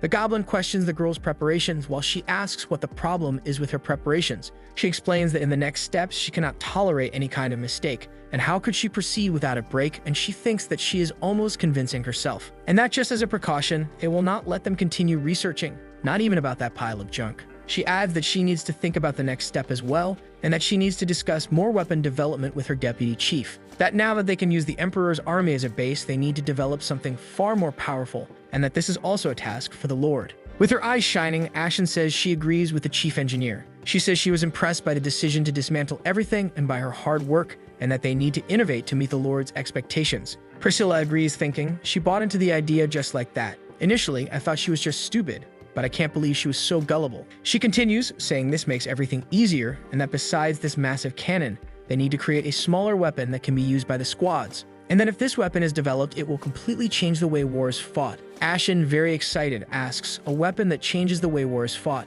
The princess says that's right and that they call it a pistol. She explains that the trigger activates a mechanism that launches a projectile with destructive power, making each soldier wielding it worth 100 men. Ashen asks if this means fewer soldiers will be needed on the battlefield and that deaths will be greatly reduced. And she thinks that, as expected, she's an idiot. This weapon seems viable, but it only exists in theory, and this is nothing more than a refined and expensive toy. The girl analyzes the design, thinking that it will be greatly affected by recoil, that energy will be lost, and that it will only have enough force to scratch armor. She thinks, but the theory is solid, maybe I can perfect the design. She analyzes the cannon, which accumulates a great amount of energy in the barrel to fire, and considers using that idea as an example. And that by adding fuel, she can make everything work better. And if that is not enough, she can create more internal space. She could also add some magical material to make it activate upon impact. Finally, she thinks the theory is good, but she needs to run a simulation. Admiring her work, she thinks it is the closest thing to the chief's design, but even better, and the next step is to conduct a power test. Excited,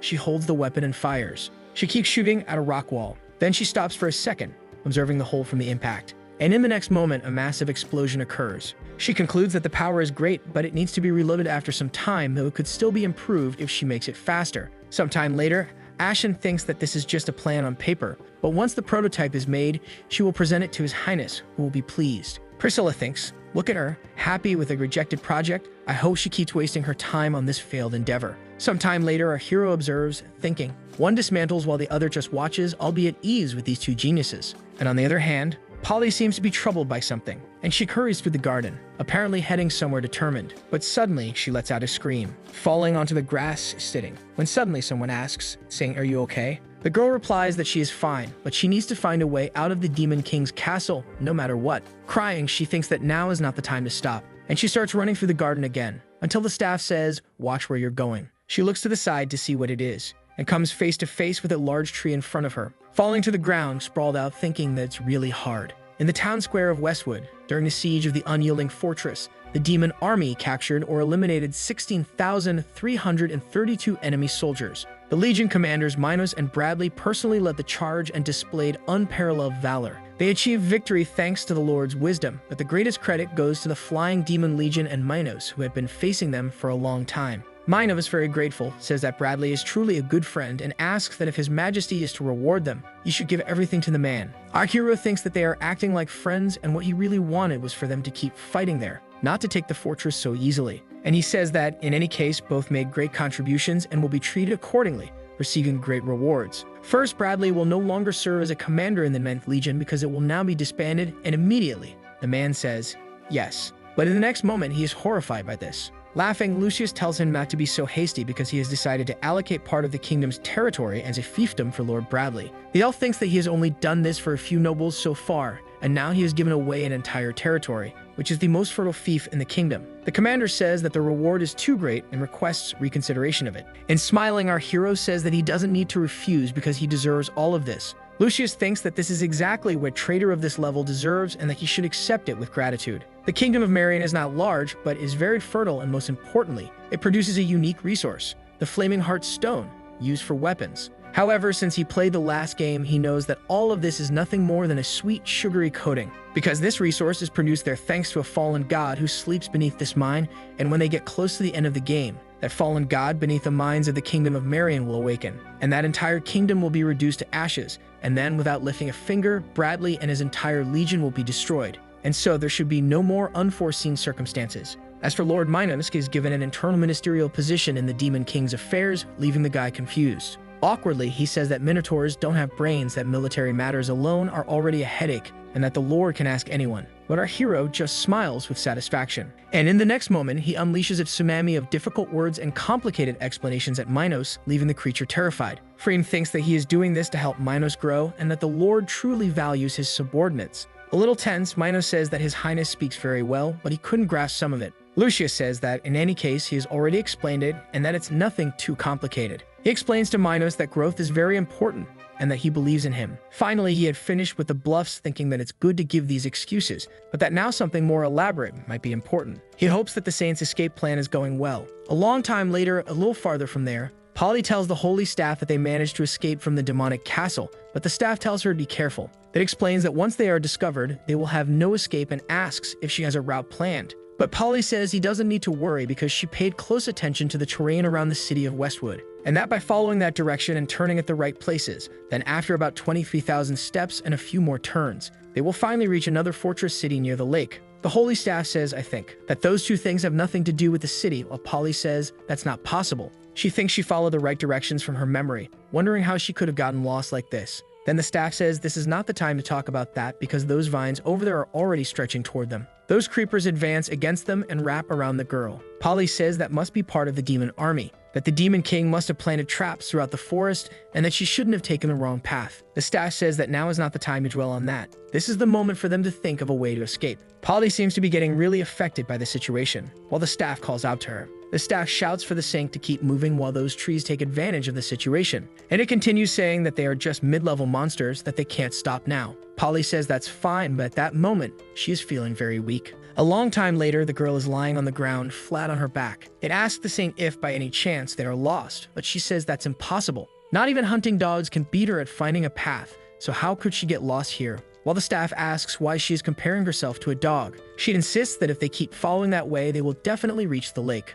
A little later, the staff asks her if she really calls that a lake, and the girl replies that she somehow thinks so. But suddenly something happens, and the two companions realize that this is not water, but rather a slime preparing to attack. As everyone knows, slimes are weak monsters, but they remain dangerous because they can hide in various forms. And even knights in full armor can end up being caught off guard if they are not cautious. The staff continues, saying that this should be no problem for a saint of the church, who holds the 9th ranking, and that her powerful holy magic is effective against them. But something seems to be going differently from what the staff expected. Then it calls out to the saint, but when it looks, she's lying on the ground, overwhelmed by those green slimes, and then it asks her what she is doing. She responds that she will be swallowed whole, and the staff asks what it means to be swallowed whole. Then she explains that it's when adventurers or elves are completely engulfed by super slimes or tentacle monsters, just like in the books. In no time, those who are swallowed whole lose themselves in the terror and pleasure of that completely enclosed space, and they become shamelessly creative. The staff, exasperated, orders her to calm down first because these slimes are no match for her.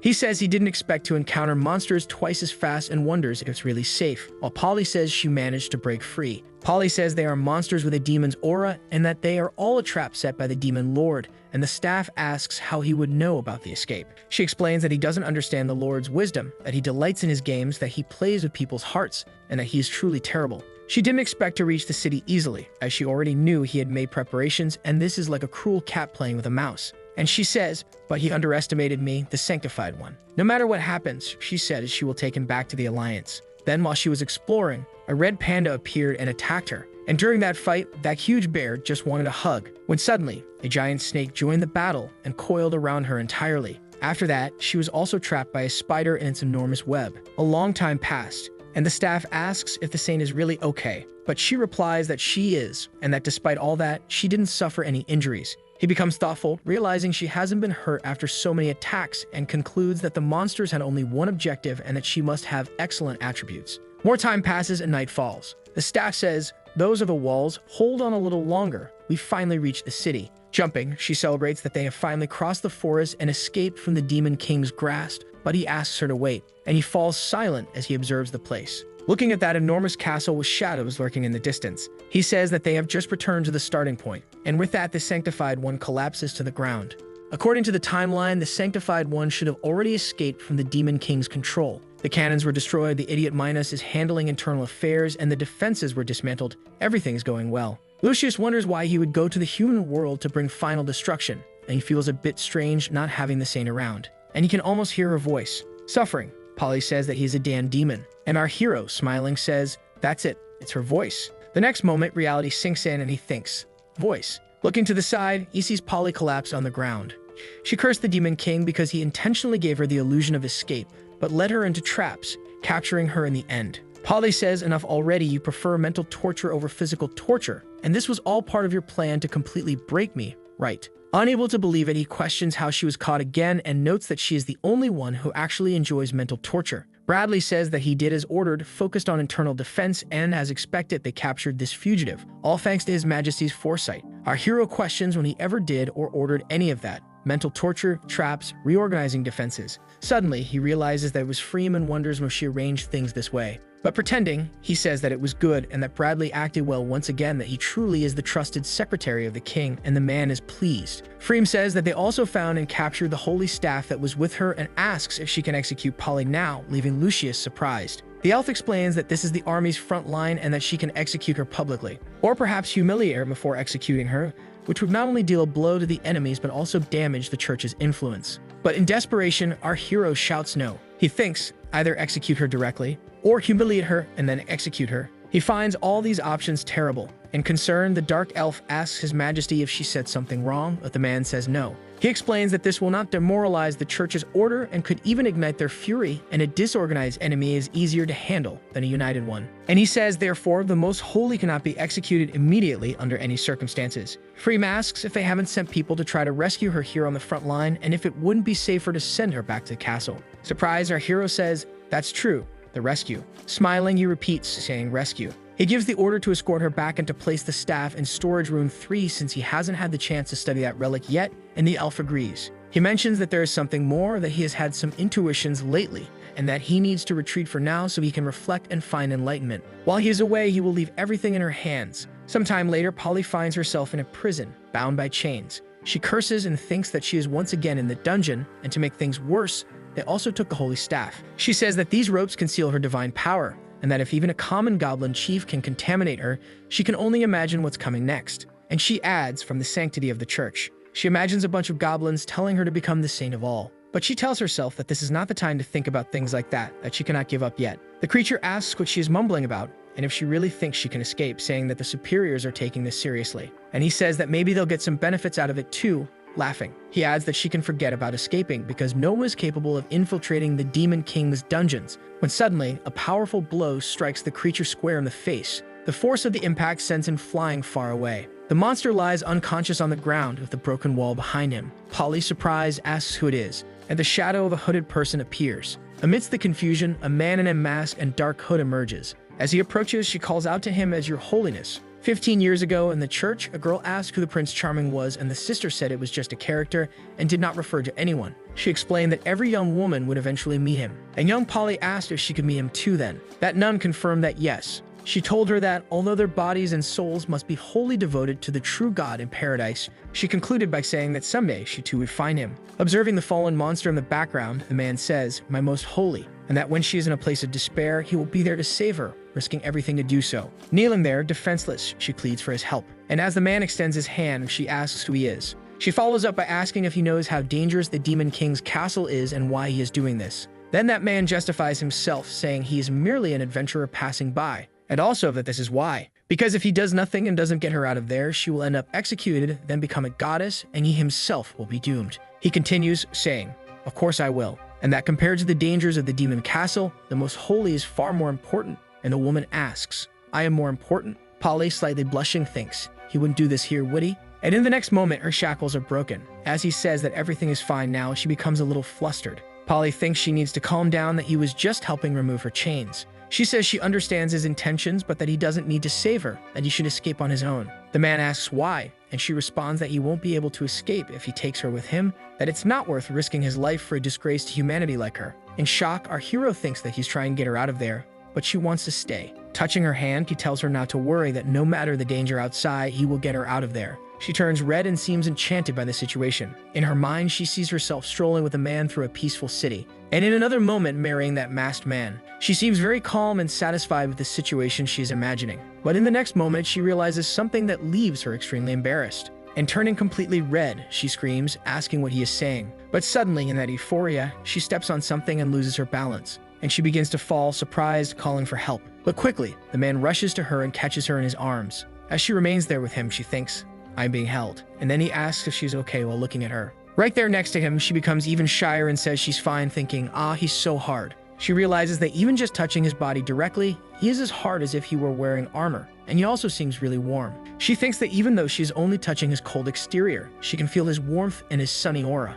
Desperate, she questions what she is thinking and tells herself she can't let him notice that she has lost her composure. She tries to control herself by pinching her rosy cheeks. Meanwhile, our hero is startled, realizing that she has indeed lost her composure. Lucius tells the girl that now is not the time to waste time and apologizes to the most holy, while she only thinks about the fact that she is being hugged. Polly thinks that he is very rough, but she likes that kind of personality. And enchanted by the man, she thinks that she likes this. A little later that night, a massive explosion happens at the gate of the Demon King's castle, alarming the goblins on guard. The creature shouts that someone is escaping, and in the middle of the confusion, someone yells to sound the alarms, while other monsters call out for someone to stop them. Polly, noticing the chaos, tells him he can go and leave her behind. But the man tells her not to worry and asks if, by any chance, she's afraid of heights. A little nervous, she says, afraid of heights? And looking up, our hero tightens his grip on the girl. Lucius lifts her up firmly. Then he throws her high into the air with great force, just as he finds himself surrounded by his own army. The girl is sent flying out of the castle,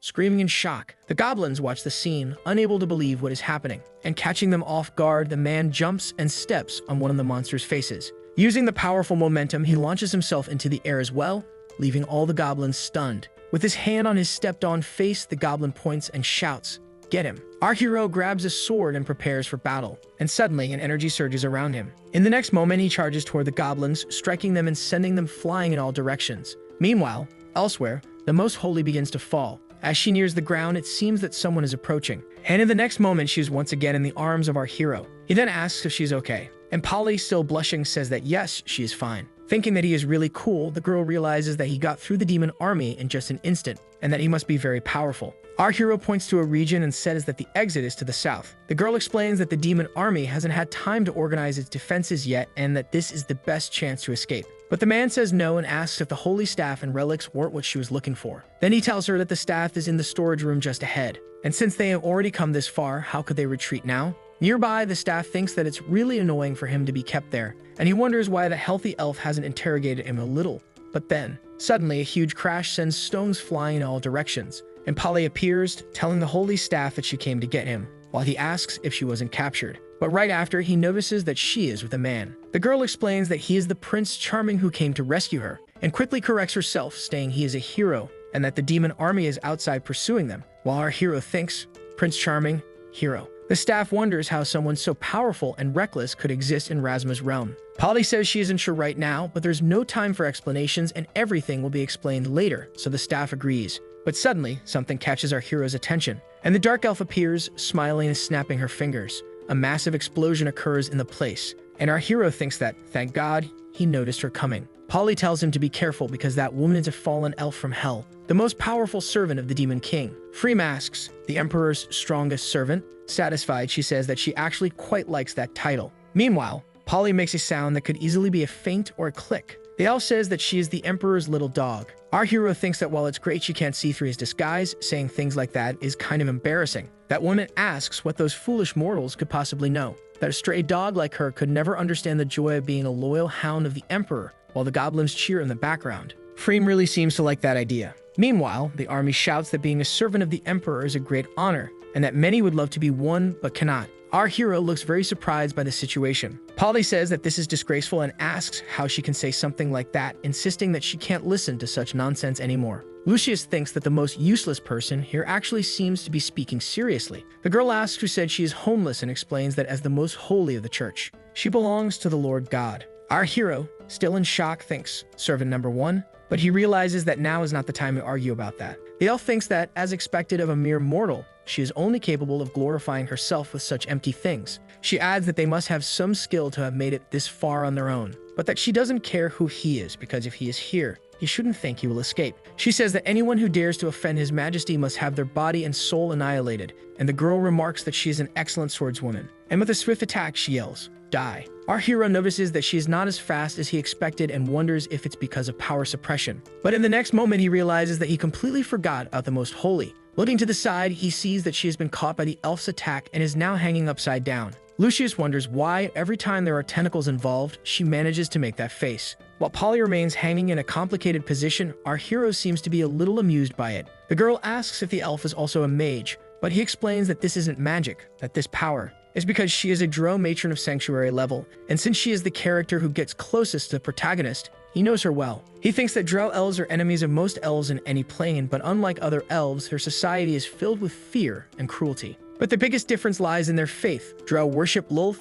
the Spider Queen, and the matrons are her favored ones. Polly says that unless someone is a demigod, it is nearly impossible to defeat a drow elf at her level and apologizes for putting him in danger. Our hero thinks that given Freem's personality, she wouldn't use all of her power here, so escaping shouldn't be too difficult. Then he realizes that this is the key, that this will serve as a distraction. Suddenly, a part of that energy detaches from Polly, and it lunges toward our hero as the girl warns him to be careful. But in the next moment, he ends up bound and trapped by the energy tentacles. Laughing, Freem calls them fools and says that her web can even restrain the dragons of hell, while someone comments on how powerful she is. But suddenly, she notices something unexpected. A glow coming from above the bound hero, and a sword slashes through the air. In the next moment, Lucius is freed, wielding his weapon. The staff says that this is truly impossible to have cut through a drow matron's web. Our hero charges toward the girl, and in an instant he grabs Polly, hoisting her over his shoulder while saying, it's time to go. The elf shouts, asking who he is and declaring that she won't let him pass. The two charge at each other at high speed,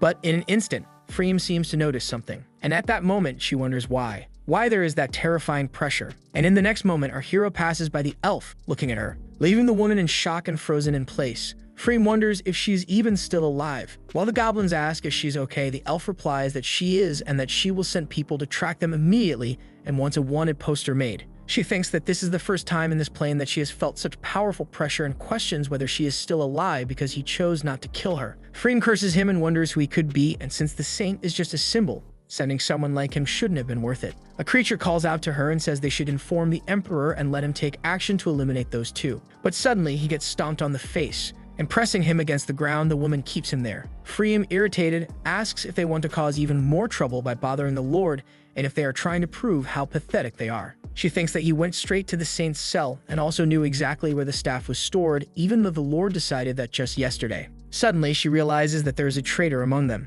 and he was able to intercept an order that was given just yesterday. She thinks that an infiltration of this magnitude is, without a doubt, her gravest negligence in her duty, and that she has no idea what kind of punishment His Majesty, the Emperor, might have in store for her. Far from the Demon King's castle in a forest, Polly says there are no more pursuers, and our hero says that they are safe now, while the girl adds that this is great. Thanking him, she asks how she should address him, and our hero says she can call him whatever she wants since names and codes don't matter. Enchanted, she thinks.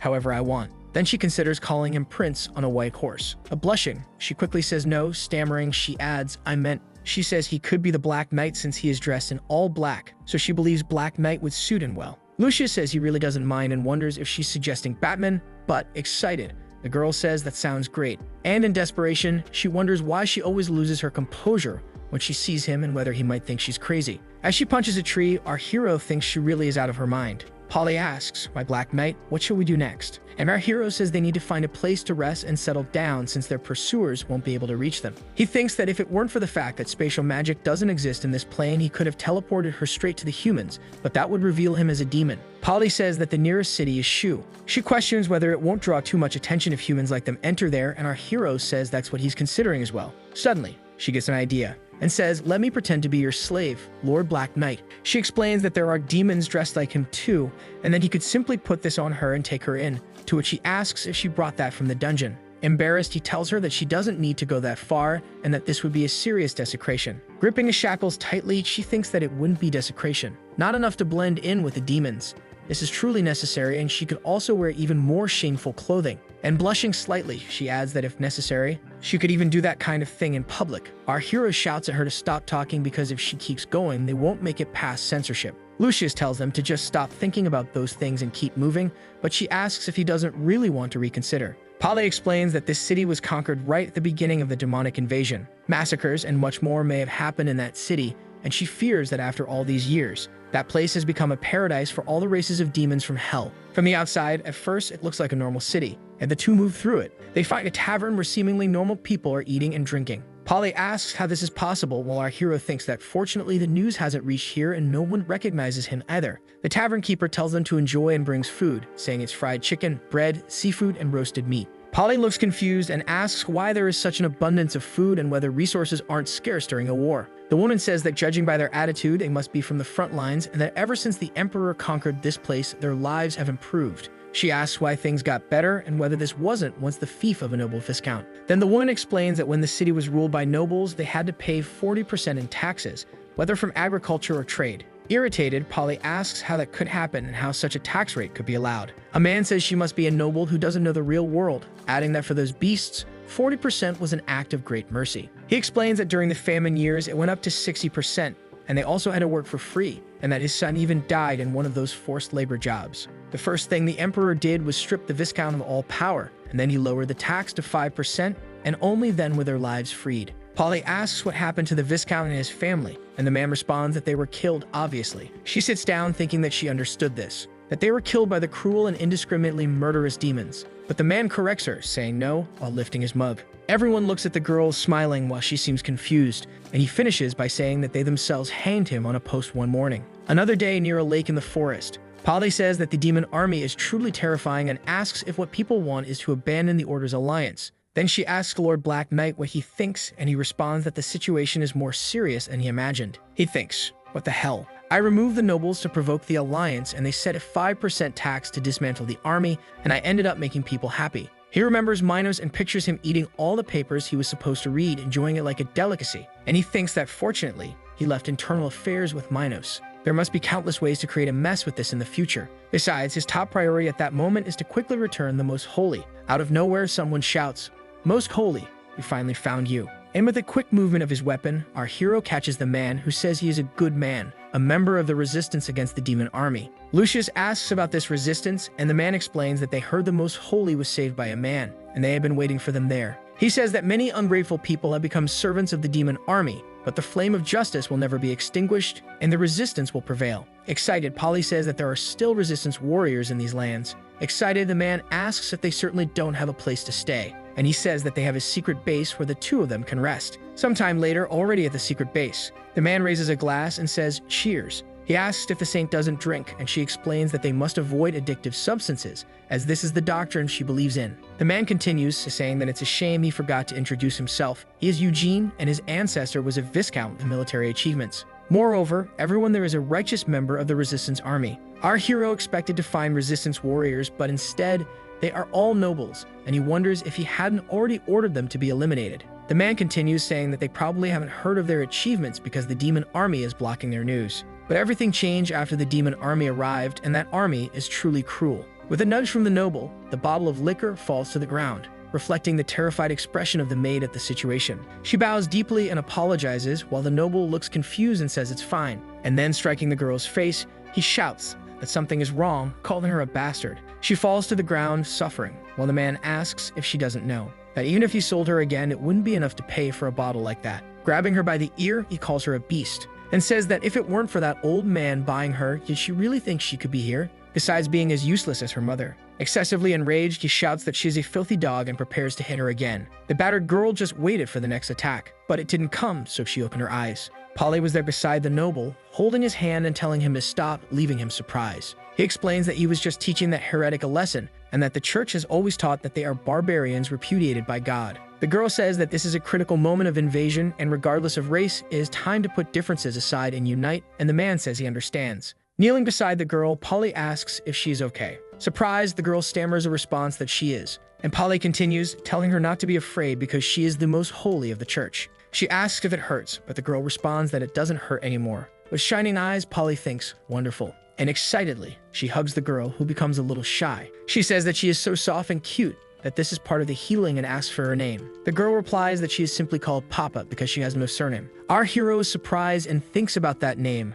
Papa, and he remembers that she is the cat girl Papa, a member of the hero's party that will defeat the Demon King. So that is the future demigoddess, while the happy girl says that it tickles. In the final half of the Demon King's game, a group of heroes will appear to defeat the Demon King. The cat girl Papa has high critical damage, strong attacks, great mobility, armor penetration, and magical resistance. And that a boss with transformation phases is the biggest obstacle that usually stops countless players. Our hero wonders if she and the heroine could be the same person, but he thinks not. Because in the game, Papa has white hair and different eyes, and this girl doesn't resemble the fierce one from the game at all. Maybe it's just the same name. Meanwhile, that resistance warrior watches with displeasure. He says that he can use his connections to send her straight to the border and asks her to stay a little longer and enjoy the hot springs. He adds that he is taking his leave now. Sometime later, already at the hot springs, someone seems to be enjoying a warm bath, but he thinks it's so frustrating because there is so little information he can remember. He recalls seeing Papa's biography when he played the game, but who actually reads the story carefully while playing a game. He thinks that hot spring scenes are actually quite frequent,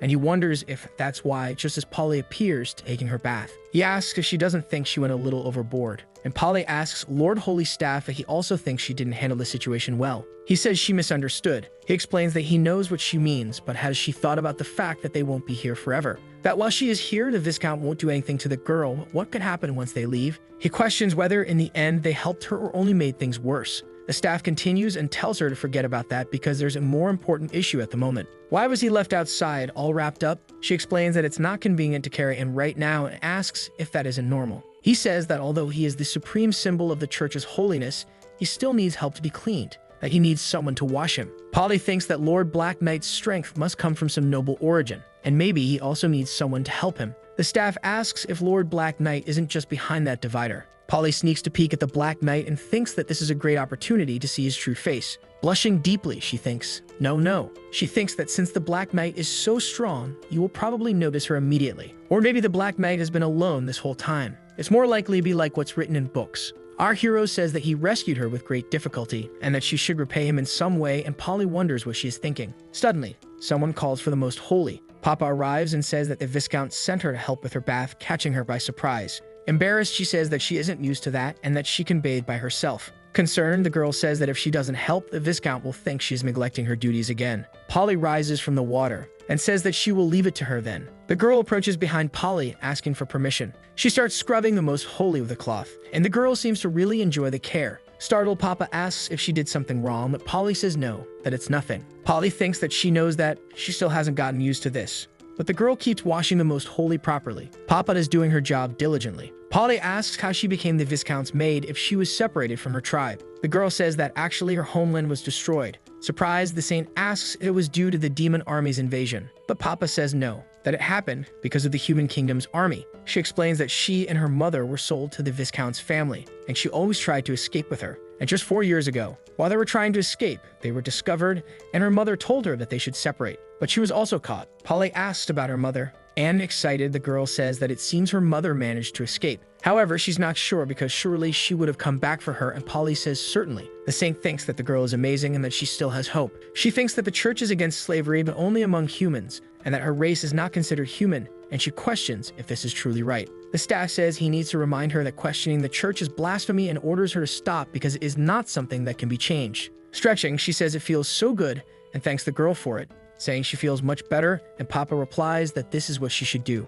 And she asks Polly if she's really going out like that, if she's not going to get dressed, but Polly says it's fine because the knight is on the other side. The girl pauses and says, the other side, but he is, and she finishes by saying that there's only one hot spring here. Meanwhile, the saint is in shock as she sees him there, trying to say her name while stammering. Embarrassed, she apologizes and says she made a mistake. But in the next moment, she realizes that he appears to be asleep. She approaches and thinks, well, while Lord Black Knight doesn't notice, she continues to move slowly toward him. And as she gets really close, she thinks that now is the perfect chance to take a look at the true face of Lord Black Knight. Trying to be as gentle as possible, she moves closer to the towel, and very slowly she starts lifting it, only to come face to face with his open eyes. She is completely shocked and embarrassed. Saying that it was a mistake, she throws the towel back onto his face. She yells that it's not what it looks like. Startled, our hero wakes up, questioning what the hell is going on, if it's an enemy attack or maybe a demon invasion. She, flustered, says that she's leaving now, but it seems like she trips over Lucius's legs,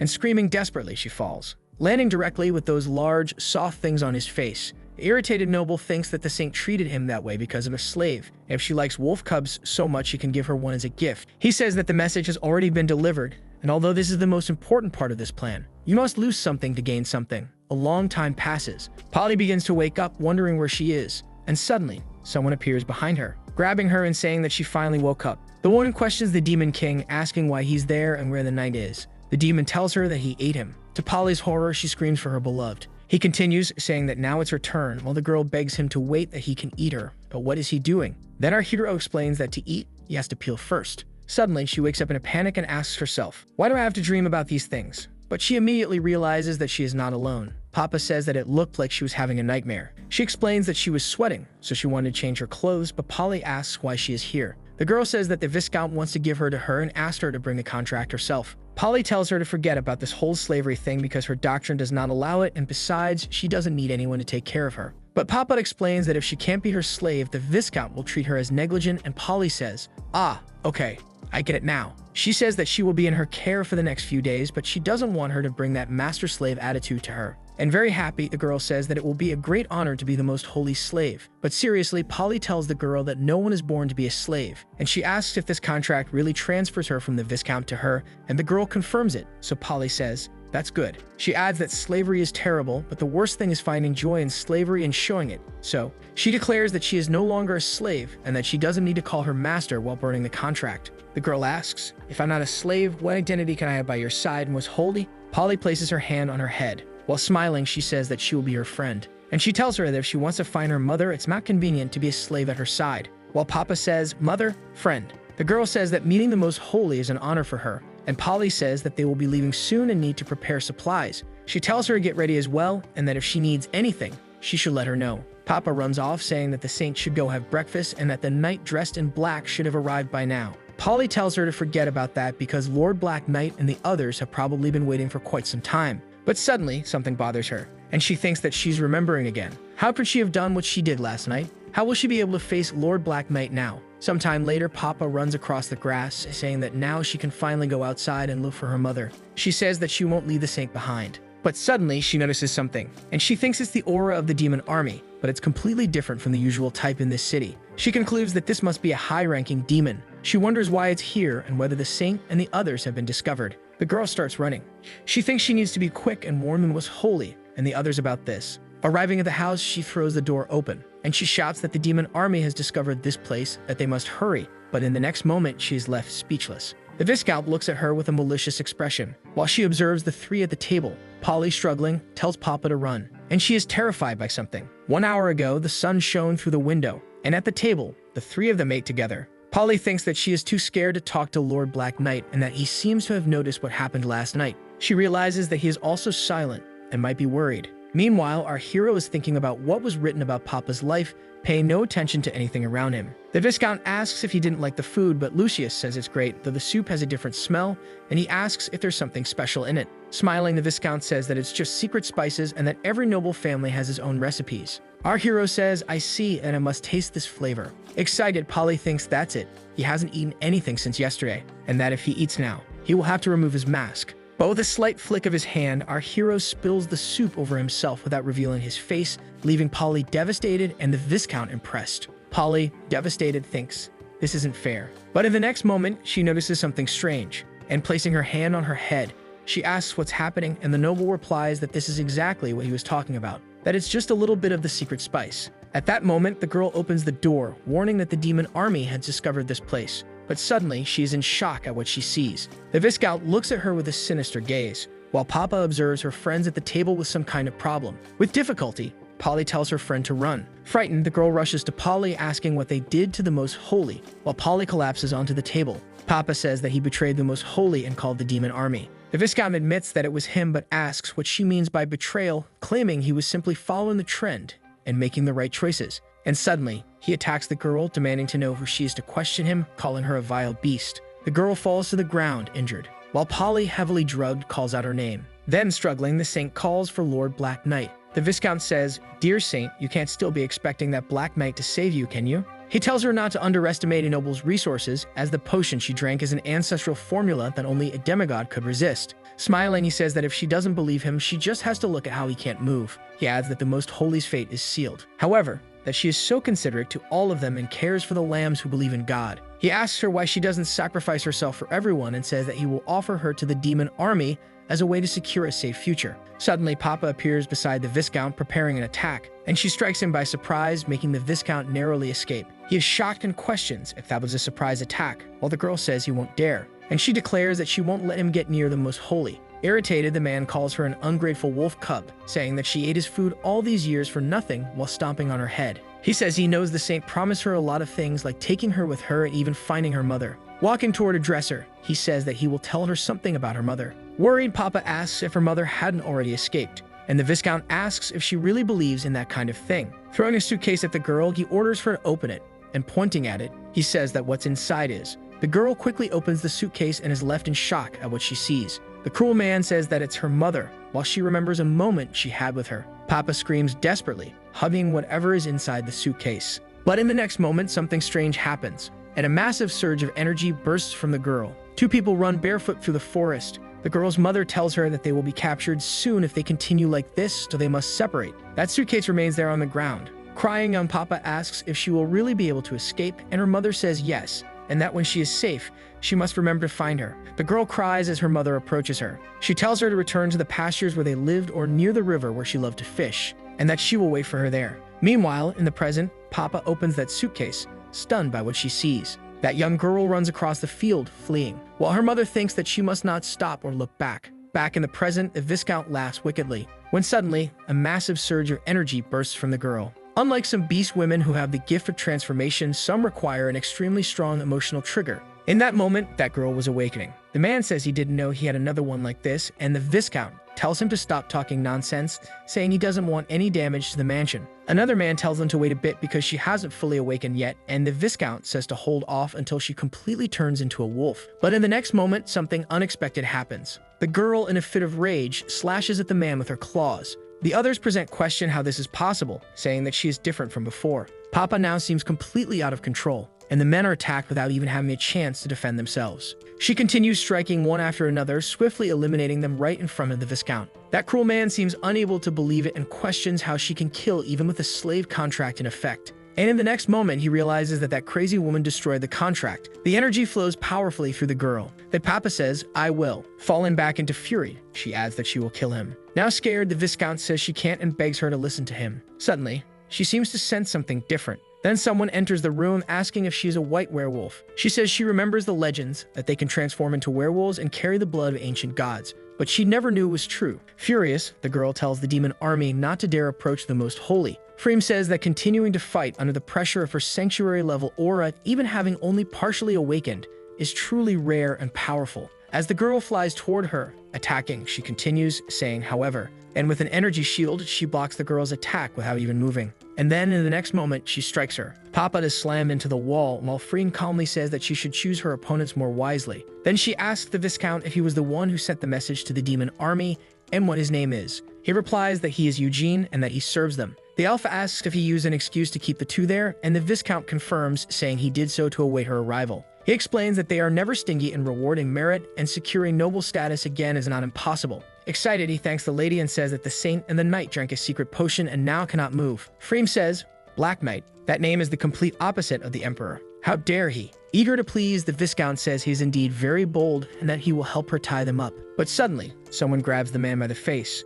and our hero says, all right. Rising from the table, he says that the show is over. Confused, the Viscount asks how he can be awake after drinking everything, and Lucius questions, how is this possible? He asks, look, she didn't even get close, did she? Freem says that if he escaped from her clutches, could he really be taken down so easily by a mere potion? That would be an enormous insult to her. Lucius asks how they can negotiate if she lets them go in exchange for releasing that man. The Viscount pleads, begging him to help. The elf asks, you want me to release a criminal who insulted his Imperial Highness in exchange for a worthless human? Preparing to attack, she questions if he really believes that is possible. The Viscount panics as our hero holds him by the head. A massive and powerful energy attack surges toward them, and Lucius lowers the man's head to make him dodge it. He says that he really thought that was a stupid question, so now he should wait for what's coming next. With a strong push, he slams the traitor's head against the table, and he remembers when this guy slammed him into the table earlier. Somewhere, someone was using a mouse. A catastrophic event occurred in a port city. A massive white wolf destroyed half the city and then disappeared.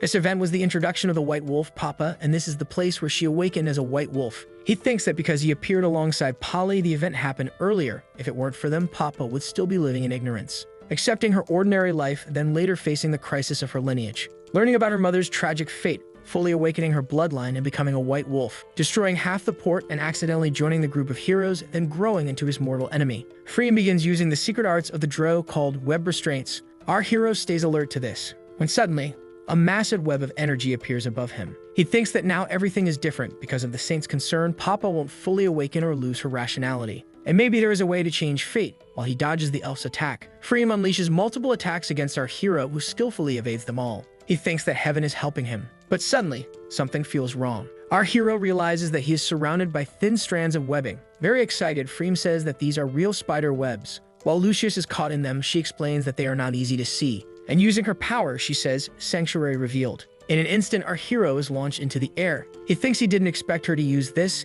It's a frustrating combo chain made of unique control abilities. This is practically guaranteed death for enemies in the game. The elf apologizes for underestimating him before, saying that he is dangerous and that such a threat must be completely eliminated, that he is a worthy opponent for all of her strength. A colossal demonic spider appears before them. Immediately, it launches an attack on our hero. A cloud of dust and debris rises from where the impact landed. Freem shouts that it's impossible. Lucius recalls that this move requires an immense buildup of rage to be used, and holding the spider's claw with just one hand, he says that it looks like she is truly furious. Squeezing tightly, the claw begins to crack as he says, I'm sorry, Freem. Tearing off that piece of the spider, he says that he will find a way to make it up to her when they return. That he launches a powerful energy blast at the creature in front of him. The magical energy hits the spider dead on, and with a single blow, he shatters the giant spider. Freem is terrified, thinking how something like that could be possible with just one punch. How could there be an adventurer of this level in this realm? She realizes that she can't move a single step. How could this be real? And she wonders if she's afraid. But recovering the next moment, she thinks no. She is being suppressed within her own domain. Nearby, Polly remains unconscious, leaning against the table. He also says that this isn't a battle. It's like a child waving a wooden sword and being defeated by a master swordsman. She wonders what could be more humiliating than this. The Viscount, lying battered on the ground, asks what is happening, and our hero finishes the job he started. Then he picks up the most holy and places her on his shoulder, saying that they must go. With effort, she says that they're missing Papa, and our hero says he understands. Then he goes to the girl and lifts her by her clothes. A little while later, the window pane begins to crack, and our hero crashes through it, leaping far away with both unconscious girls in his arms. He lands safely on the grass outside. As the girl begins to wake up, still furious, she screams that she will kill them all. Lucius thinks that the Viscount is still alive and that filthy place still exists. This has already become an obsession for Papa. If they come destroy that place, Papa will continue seeking revenge. She will return, destroy the port, and become a demigoddess. So the end of this game is just beginning, and this is just a gamble,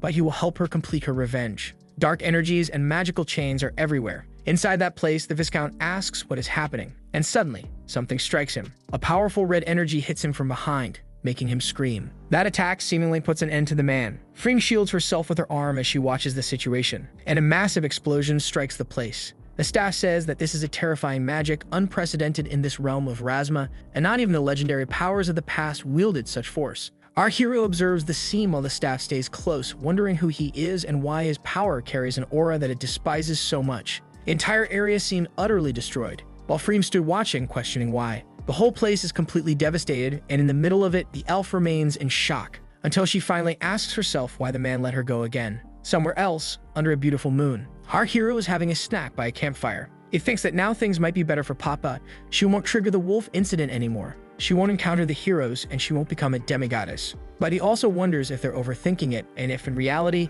it would be safer to eliminate her once and for all. Our hero approaches the defenseless girl. Then he notices that she is smiling and saying, "Thank you." He stays there, watching her for a few seconds. But maybe he's just complicating things too much. He thinks that the saint will gain recognition for bringing the staff back, and the situation might stabilize just as it did with Papa, and that keeping her close to the most holy might seem like the best choice. Polly wakes up, calling for the Black Knight while he asks if the girl is awake. He tells her that they are safe now and that no pursuers will be sent after them, and that by the morning after the next day, they will reach Alliance territory. Additionally, that child is very injured, and he can only provide basic care here, and without divine healing, she will hardly wake up. Polly approaches and touches the girl, saying, "Papa." She thinks that she can only use a little divine power now, and it won't be enough to heal her wounds, so it looks like she will have to use that. Polly asks the knight if he could step outside for a moment, maybe take a walk for a bit. Lucius replies that even though they're safe now, there are still many uncertainties around and Papa might still be unstable, which could be dangerous. The girl says there's no problem, and she thinks that if it's the Black Knight, there really is no problem. Grabbing her clothes, she thinks.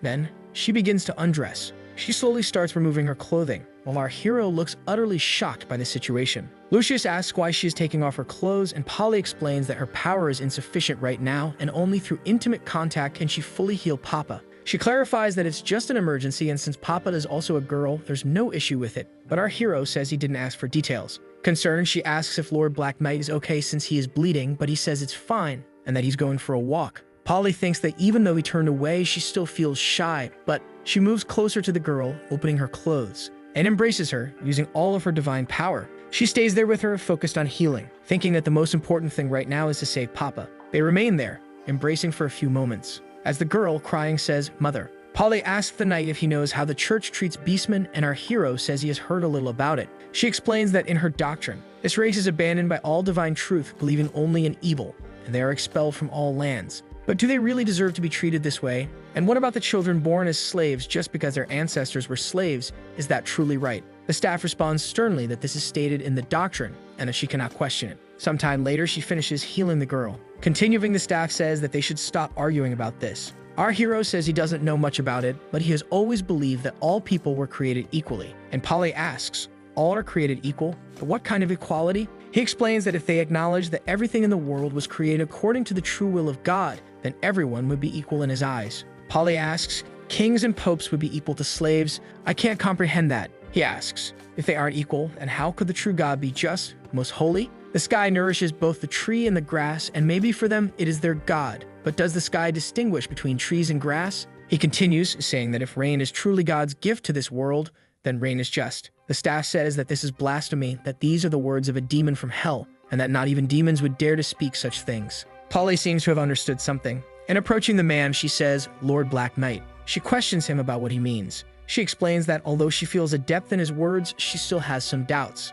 Our hero says that instead of having doubts right now, she should go put some clothes on first. Realizing the situation, she turns completely red. She suddenly grabs the man's head and hurls him far away with a single throw. As he bounces across the grass, she apologizes. Desperate, she asks herself what she just did. Worried, she asks Lord Black Knight if he's okay, and the man replies that she should just let him lie there for a while. Our hero explains that if they hurry, they can reach the Alliance territory the next day. He tells her that this is a secret piece of military intelligence from the demon army, and he will give it to her first. While she wonders, military intelligence? That the demon army has stationed most of its troops there, and avoiding those locations might turn the tide of the war. Polly asks if those places aren't kind of useless. Why would the demon army heavily defend that region? Proudly, he thinks that's exactly it, that he arranged all of this, and he keeps wondering why he is giving her such important information. Could it be because the Lord Black Knight will not accompany her to the Holy Sanctuary? Lucius curses the situation and wonders if he should go to the Holy Sanctuary and surrender himself. Then he says that he will go only where he must,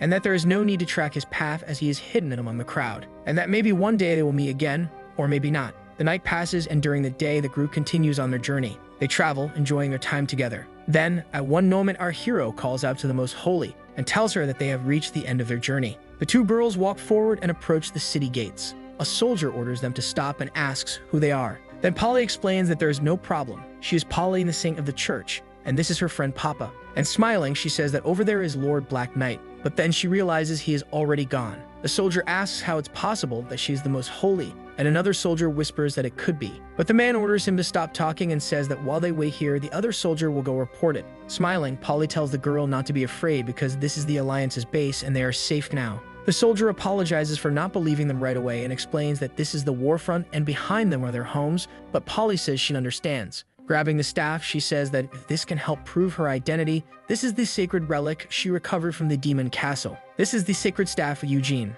The soldier asks if she really expects him to believe that this is the sacred staff, while Polly admits that it does seem a bit hard to prove. And suddenly, something surprises the soldier, as Polly casts a spell in her hand saying that then he should recognize this sacred magic. Amazed, the soldier says that this is truly divine magic from the church, and that it seems she really is the Most Holy, he says with a determined look. The gates behind them open and several people appear, asking where Polly is. Excited, she recognizes Professor Lockle and says that she never thought you would be there, that it has been a long time, and that he was her history professor. As she explains that it has been a long time since he was her teacher, the man suddenly casts a divine spell of great suppression. That magical energy flies toward the girl, who asks what he is doing. The staff asks if that is a spell meant to seal all divine power, and as he is being deactivated, he thinks that this might be the case. Lothal shouts that she is the criminal Polly, betraying the Alliance and serving the demons, in addition to committing countless heretical acts, causing the fall of the fortress. She says that this must be a mistake. How could she serve the demon army?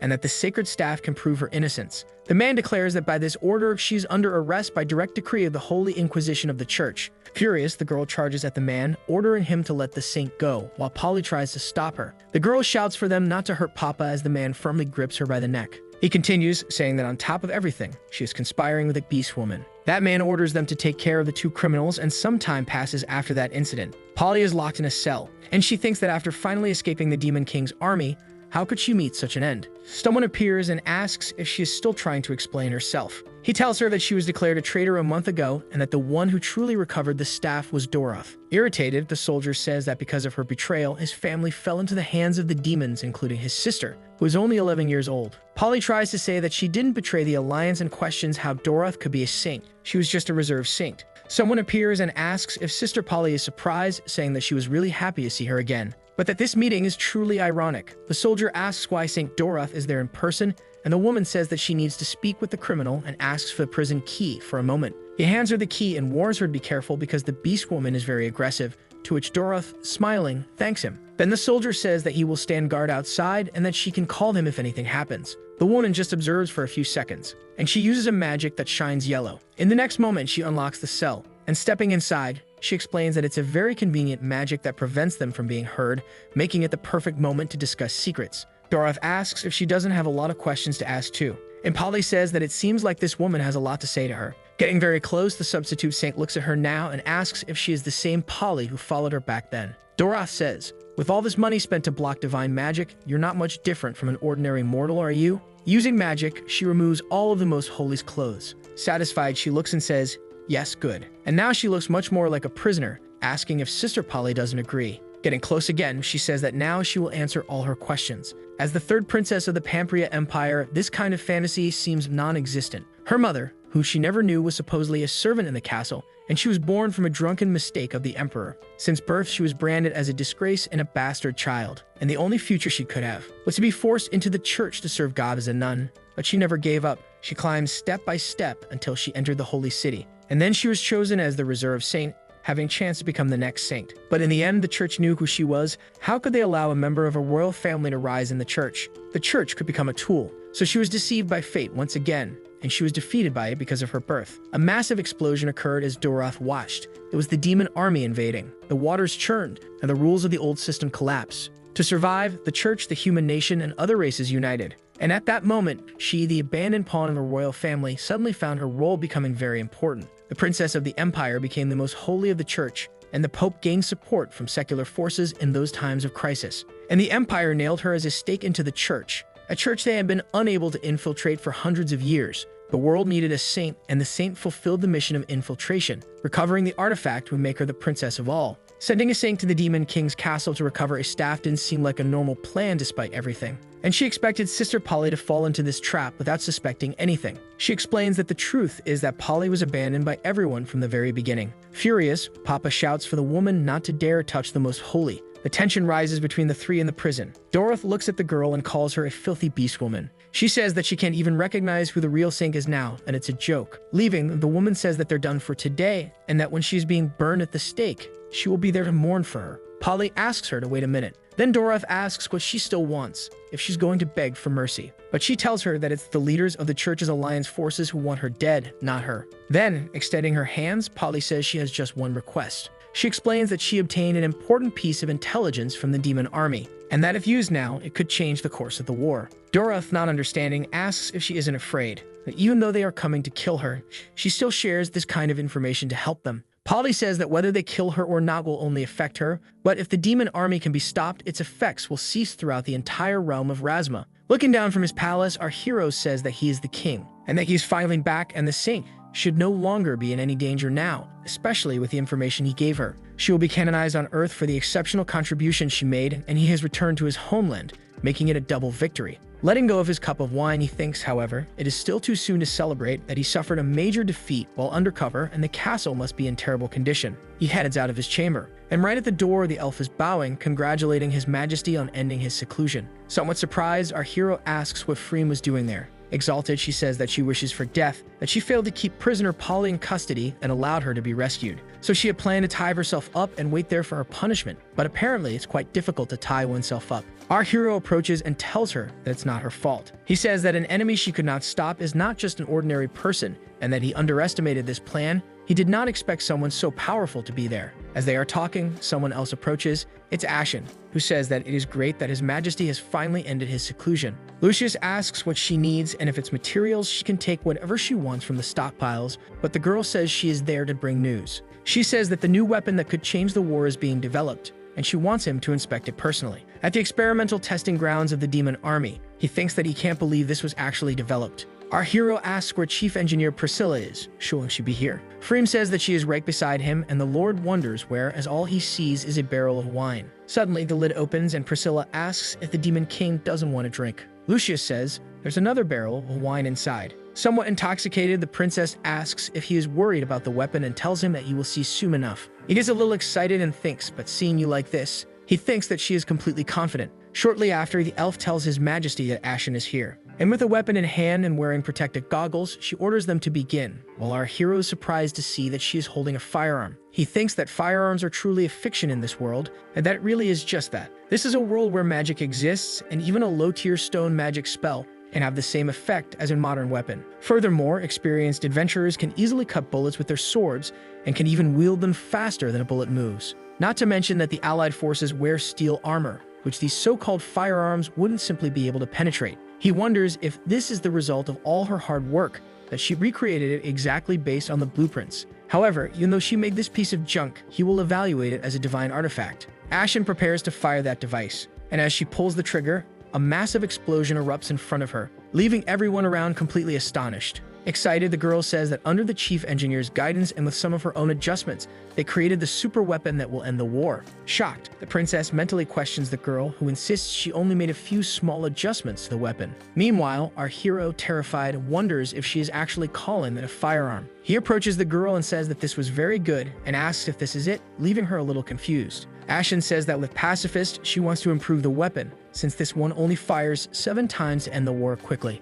Lucius is stunned by this. She continues, explaining that because of this, she developed another one. And 2 goblins arrive, carrying a massive weapon. As our hero, horrified, thinks that this is progressing way too fast. Ashen says that without the chief engineer's ideas and her inspiration, none of this would have been possible, so everything is thanks to Chief Priscilla. Lucius, panicking, thinks, not me, don't say such nonsense. The elf says that she doesn't know why His Majesty entrusted such an important task to the 2 of them, but the fact that they succeeded proves that his foresight is unparalleled. Freem says that she didn't report anything because she wanted it to be a surprise for His Majesty. Lucius says that he thinks something like this cannot be mass-produced, but she continues saying that 100 have already been produced and sent to the battlefield, to the terror of our hero. And that, according to the Lord's defense instructions, all of them were sent to the 2 locations he organized. Feeling a little calmer, he thinks that those are the 2 unimportant places he arranged, and then he gave all the information to the Saint. He now believes that absolutely nothing can go wrong. That was when he was arriving at the Alliance City and handed that paper containing data about their military intelligence to the girl. And later, when the Saint said she only had one request, explaining that she had information that could change the tides of war, and Doroth asked why she wanted to help if they were going to kill her. Sometime later, at one of our hero's strategic locations. In that forest, there are some signs of combat. Some birds fly over an area devastated by a weapon, and the scene shows that there was a true massacre of the human army. In the afternoon in the Alliance City, Doroth asks how she knew that the human army was in that specific place. Worried, Polly asks what happened. She explains that the general, along with 100,000 men, dwarves, and elves, fell into an ambush and were annihilated, with only a few escaping through the trees. The Saint is in shock upon hearing that it was 100,000. Exalted, she says that she gave her the military intelligence data and asks why she continued opting for that route, saying that this is over. Doroth says that she properly delivered it, but the human army received support from the other races, and that was the best route besides the fact that they did not believe in Polly. In the end, the marshal died in battle, and the elven princess is missing. She thinks this was not her fault. She continues saying that this was not her fault, but knows that someone will have to take responsibility for all of this. Doroth undoes her magic. As someone approaches, she says that she cannot imagine how Polly could do something so vile. And the guards watch as she asks what they turned her into inside the demon army's castle. She questions why she gave them false information and says that Professor Lockle thought she still had some conscience. Doroth says she believed in her. She continues saying that she believed when Polly said there would be no demons there, but there were thousands. The marshal was brave, but after days, they perished. She says that they all died at Polly's hands and concludes that for all her crimes, many murders, treason, and crimes against humanity. Doroth says, the Inquisition and the Alliance forces sentence you to death, and the execution will take place in 3 days. Elsewhere, someone asks for wine, and sitting on a barrel, Princess Priscilla asks for more drinks. Our hero says that he knows her good intentions and the contributions she has made, but insists that she must continue taking care of herself. She tells him to stop rubbing salt in her wounds, that he has already won this game, and that she has accepted serving in exchange for being able to drink as much as she wants. Exalted, she says she could let the world burn, and she wouldn't care. Our hero thinks that she cannot rebel and that she should use that brain of hers to create some devious schemes. But he says that he knows she worked hard and that she can now step down from the weapons department, and that he will leave the position of chief engineer to Ashina, surprising the girl. He says that he grants her the city of Granville as her territory and that she can now go rest there. With a map, our hero points to where the city would be. Shocked, the girl asks if he is really giving her a territory on the border and thinks that it would be easy to escape from there, wondering if the Lord thinks she wouldn't do it. But the Lord confirms it and thinks that it's better if she runs. After all, if the 2 of them stay there a few more days, they will probably build a war tank. The Dark Elf calls for Her Highness. She says that, as expected, the Alliance sent 100,000 soldiers to that area, and they were ambushed by the demon army, and that the machine guns they developed played a crucial role in that battle, eliminating more than half of the army in an instant. Very excited, the Dark Elf celebrates. Something happens to Princess Priscilla. She doesn't seem to be feeling very well, and she keeps getting worse and worse. As the princess slides off the barrel, the elf says she simply is. Our hero says that she is just very happy, and the worried elf calls for His Majesty. But he explains that she doesn't need to worry because those are tears of happiness. He questions why the allies did this after he provided the strategy through the Saint. Even more excited, the elf says she has even more good news, and our hero, nearly having a heart attack, asks more. The Alliance has considered the holy human a traitor and will execute her publicly at the stake. Our hero and the princess are absolutely shocked by the information, while Freen calls for His Majesty, who shows no reaction. He says that he has had visions and will remain secluded for a few days, and that the army's decisions will be left to her and the Minotaur, while he thinks about how he will save the saint. As the soldiers bring the saint, someone asks if that is Polly and why she betrayed humanity. Someone throws a stone at her and shouts that she is an evil woman. And a man shouts that his brother died on the battlefield because of her. Doroth thinks that no one knows about Sister Polly, that people are ignorant, and that now they will only remember Doroth as the saint, and that she will be forever thrown into the trash bin of history. A man asks if that is Doroth, the one who infiltrated the demon castle and made fools of them, saying he heard she brought back the sacred artifact. Our hero questions if everything they said was not done by Polly, and where this Doroth came from. He thinks he was lucky to find some information there while pulling out a book, but that something is off. He had bought it from a man who claimed to have an illustrated book explaining why Polly served the demon lord and sent more than 100,000 soldiers to their deaths. He wonders if there will actually be any useful information in something sold with that kind of pitch. Polly appears tied up on the ground, screaming for him to let her go, asking if he thinks she will submit to his immense power. Very flushed, she says this will kill her, that she will never be able to return to who she was, and apologizes to her faith. She pleads for him to give it to her and says that in exchange she will give anything. Throwing that book on the ground, he asks why this world sells this kind of special resource. Calming down, he thinks for a moment and realizes that actually that art there is not all that bad. A bit excited, he picks it up again to take another look, thinking that it really isn't bad at all. He closes that book with determination. He finally understands that they believe Polly was manipulated by him to deliberately provide false information about the army, and he wonders how she could have given false information, questioning if there is some kind of conspiracy involved. The professor begins to speak. Prisoner Polly, according to multiple testimonies and evidence. He says that she was captured after the defeat, deserted to the demon army, and committed military treason, leaking military intelligence multiple times as well as capturing and torturing many soldiers. She competed for the position of saint and committed multiple murders of church clergy. Additionally, she researched necromancy, curse magic, and other heretical spells while she was a saint. The bored nobleman says this is just a formality and asks why it's taking so long, while another orders them to burn her already. The man adds that the prisoner confessed to all her crimes and that she is now sentenced to be executed at the stake. Polly questions the confession. She screams, asking if they are referring to the forced hand marks on her wrists. She says she does not recognize these accusations and will never repent for an unjust charge, stating that she never betrayed her faith and never will. Using magic, the professor commands her to be silent, restraining her with a series of magical chains. Then he continues and says, "Polly, for the sake of the world's justice, you must die here," and he throws a burning piece of wood in her direction. At the next moment, a massive lightning bolt crosses the sky, frightening all the villagers. The professor questions why it suddenly started to rain, and people ask if perhaps God does not want her to be burned. But the man insists and begins to use divine art,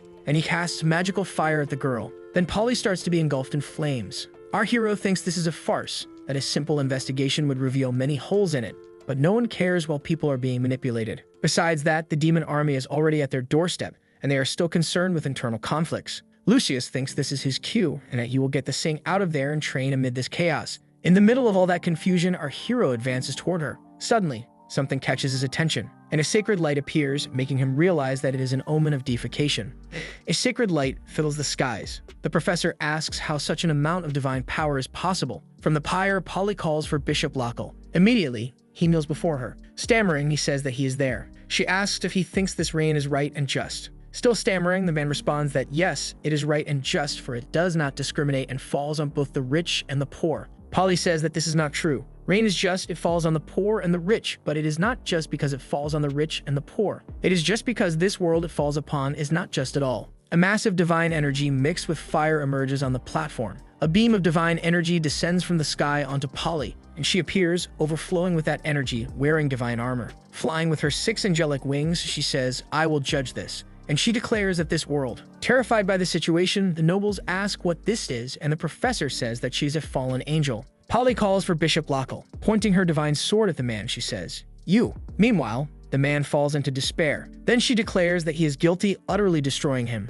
Immediately after, she points her weapon at the table where all the nobles sit and says, "All of you." They scream for Polly to wait, saying there must be some mistake, that she doesn't need to worry, for her name will be cleared and she will remain the saint. Without showing any reaction, Polly simply declares that they are guilty and annihilates them mercilessly. And she continues saying, You two, all of you are guilty." She declares that whether they belong to the demon army or the alliance army controlled by the unjust, all will be subject to her judgment. She calls for every unjust person still standing to run far away and spread the word of her judgment so that all may hear. She tells them to tremble for their sins and flee in fear of her. And she adds that those who are merely deceived by falsehood. A wounded soldier looks at his injuries, as she says that those who believe in justice and righteousness may remain here. Pointing her weapon toward the sky, she declares that she will establish paradise on earth. From the church balcony, Doroth says that everyone has gone mad. She shouts that she will not run and that she does not fear her, for she is the saint, the one who should have become an angel.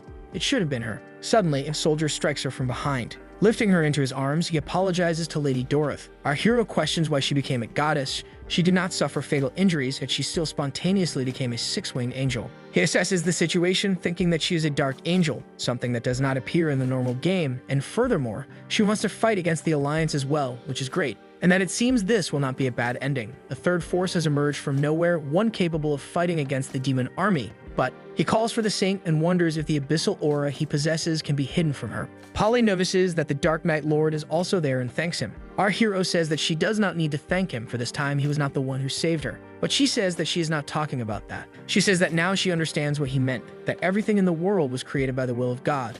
So all men are equal, and thus all had the same rights. She states that all men were created equal, and that this makes perfect sense, that this is the supreme truth of this world. Our hero is surprised by all of this. Exalted, she declares that, guided by his words, she will create paradise on earth where all will be equal, with no distinction between the poor and the noble. Regardless of whether they are humans, beastmen, dwarves, or anything else, all will live together equally. And she tells the knight that they will build it together, that they will overthrow both the allied and demon forces, and beyond that, he will be the father and creator of this paradise on earth. Our hero wonders if she cannot see his abyssal aura and thinks that her current state must be an unlocked state from the game, but he questions the black wings. Polly asks if that is not possible. She apologizes if she was rude, for he must have his own concerns and may not be able to agree to her selfish request. But in the next moment, he takes her hand and says no. Bowing, he asks for permission to join her in completely expelling the demon army from these lands, declaring that he will fulfill this duty. He explains that he cannot stay there because he has an information network with the demon army that could provide her with intelligence.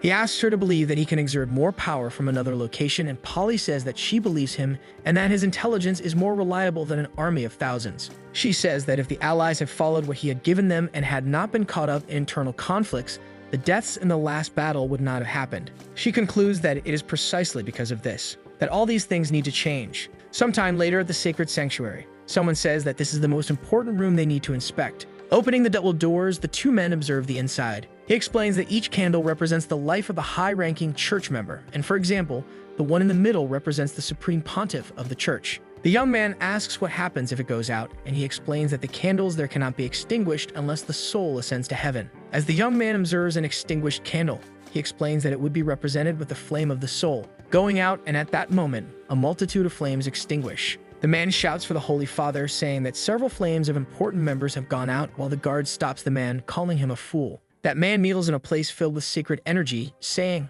"Holy Father," and he asks if this is the trial that he has set for them. Far from there, at the Demon King's castle, Freeman watches from a balcony, thinking that it is a grand display of magic, that it is the aura of a demigod, and wonders if another demon emperor has come to this plane and why there was no prior warning. Determined, she says no, and turning around, she says she needs to send someone to investigate what is happening and inform the emperor. Elsewhere in the Dwarf Kingdom, a man says that the cannons used by the demons were produced by the noble clan and questions whether the princess betrayed them. But the other man says that it is slander. Someone strikes the base of a weapon against the ground, making a loud noise. King Haim commands the two fools to stop arguing, stating that in such a situation, he will order an investigation and the truth will be revealed. Bowing in respect, the two men say, "As you command." But suddenly, something seems to happen there, and the ceiling directly above the king begins to crack. He thinks that is a very powerful dark aura and asks if the ancestors have abandoned them. Meanwhile, in the city of Raglan, someone asks if the demon lord has really taken that place. A young man asks his father how he knows this,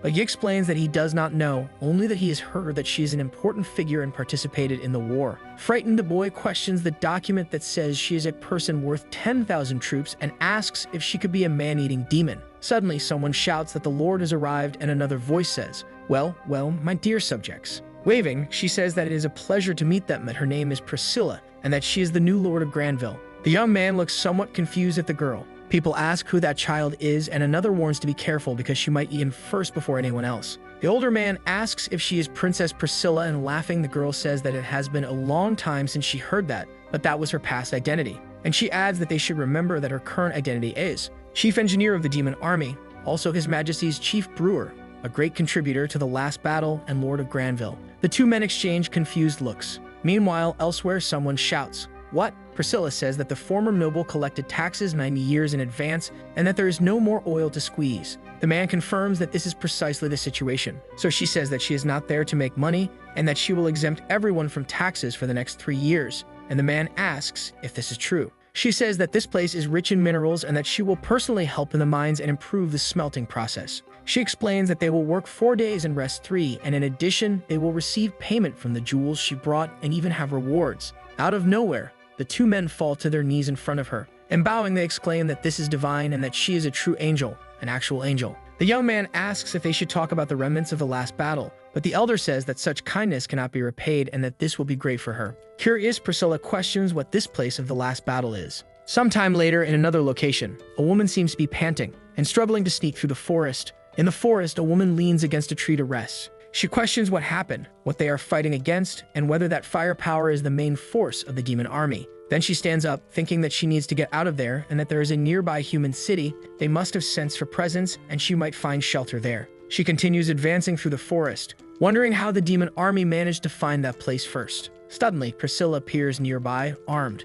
and the elf is startled as the new lord strikes the tree where she had been crouching, hiding. With a huge crash, the tree falls and the elf has nowhere left to hide. She asks who she is and how she managed to cut down a tree so easily, if she is some general of the demon army. Priscilla says, "Oh, who is this? A person with pointy ears? I remember seeing you before." Excited, she asks if she is Queen Helveman of the pointy ears, and the woman asks why the princess is there. Then Priscilla asks if she is an idiot. She explains that of course, it is because she became the Lord of Granville, appointed by His Majesty the Demon King, and that she is an enemy disturbing the peace. Then the elf says that she understands and that Priscilla has betrayed the alliance. And she adds, "Although I don't know why, don't you think you're being a little too confident?" While using her magic, the elf says that both of them are rank 9, but the forest is the elf's home. Priscilla smiles and asks rank 9. She strikes her axe against the ground, and very excited, she smiles at the elf, asking who told her that she is rank 9. The elven queen is surprised and says that this is rune power. Priscilla says that she knows a little about it, explaining that since dwarves cannot use magic,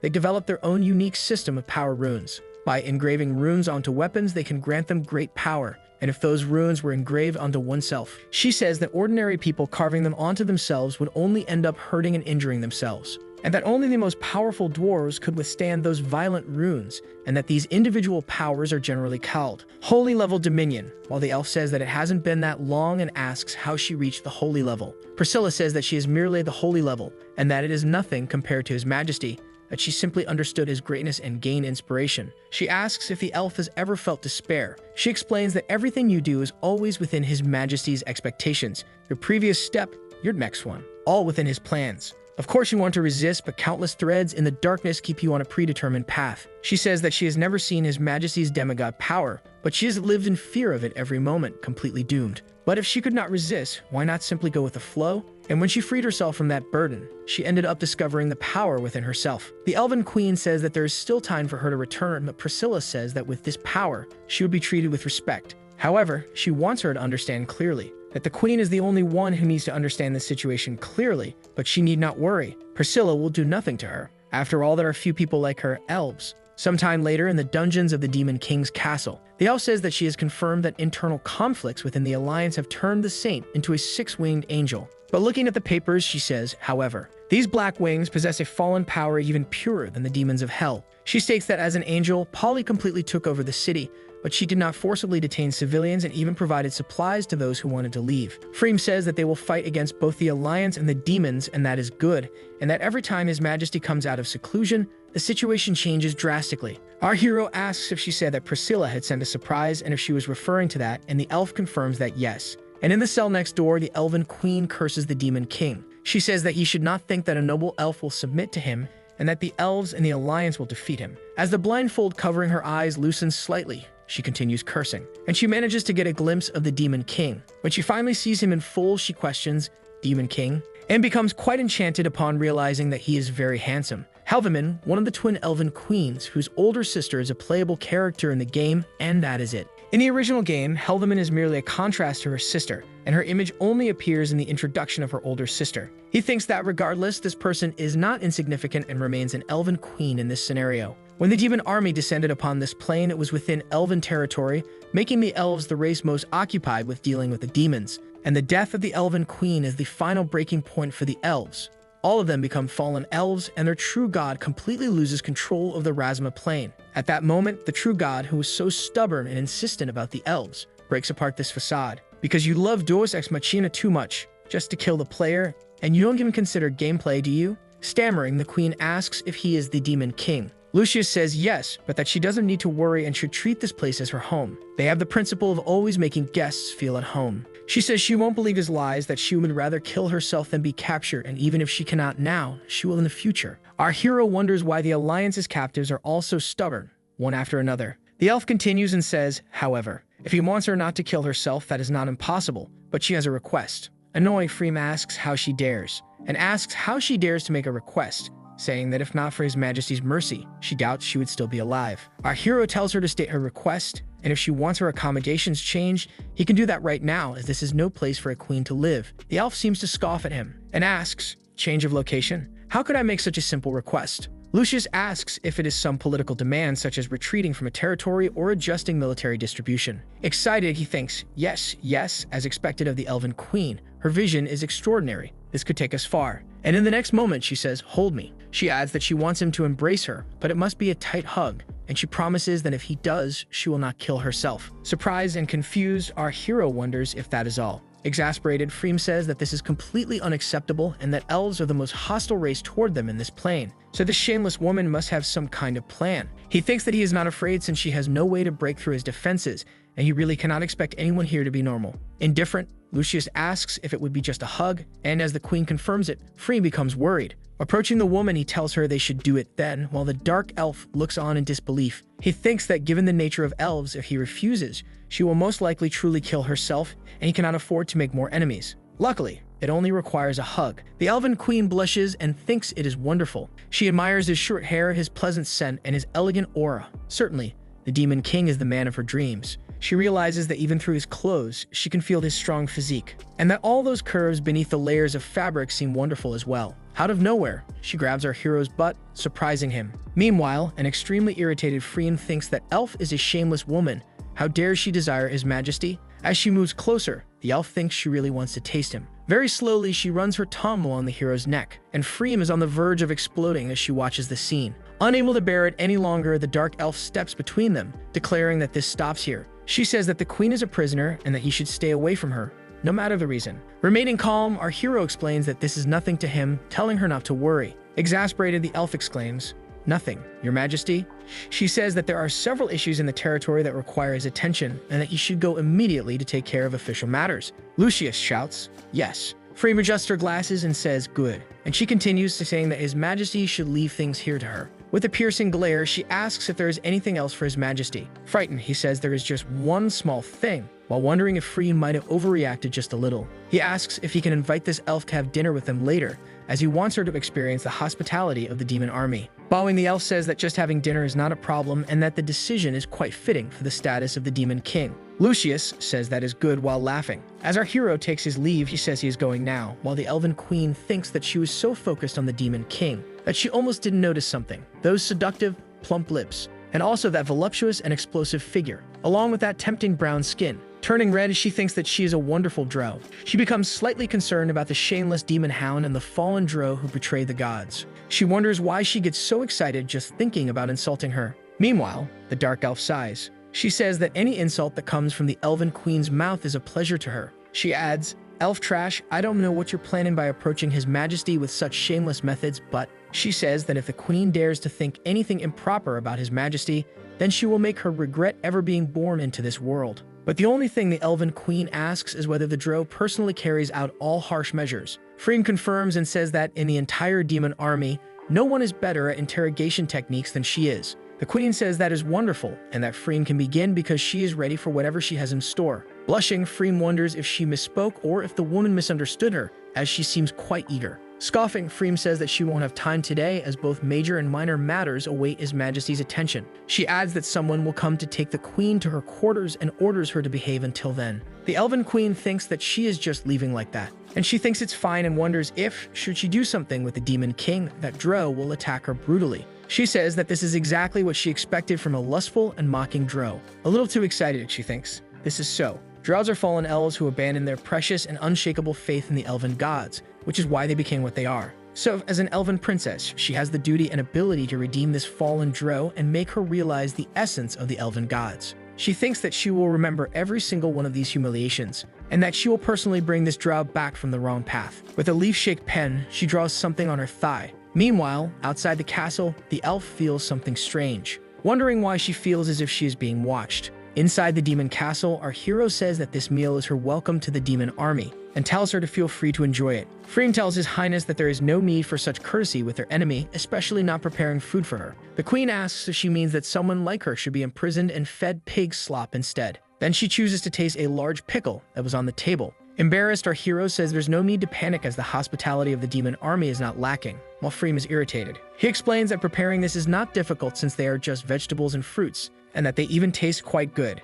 He thinks that he would still prefer if she could behave just a little. At the same time, under the table, the Elven Queen slides her feet along our hero's leg. Embarrassed, he wonders what she is planning now, but he knows that if he confronts her, she will only escalate things, so he just stays strong. He explains that he has something important to discuss with Queen Helveman regarding the war, something that could bring disaster in both armies. Annoyed, she asks if that isn't exactly what he wants, and she tells him to understand that she will never betray Razma. He says that she must have heard about the incident with the six-winged fallen angel and explains that she is not an ally, and that a demigod should not be underestimated. Frigg tells His Majesty that all of this happened due to his negligence and that she made a very grave mistake, but our hero says that it was unavoidable. The Dro questions this high level of power and asks if forces from other planes are intervening. He responds that probably not yet. He continues saying that to end this war quickly for both sides, a small loss may be necessary, and he tells Helveman that she will become the demon army's ambassador. While eating, the Elven Queen seems quite entertained with another matter, while our hero ends up feeling a bit excited.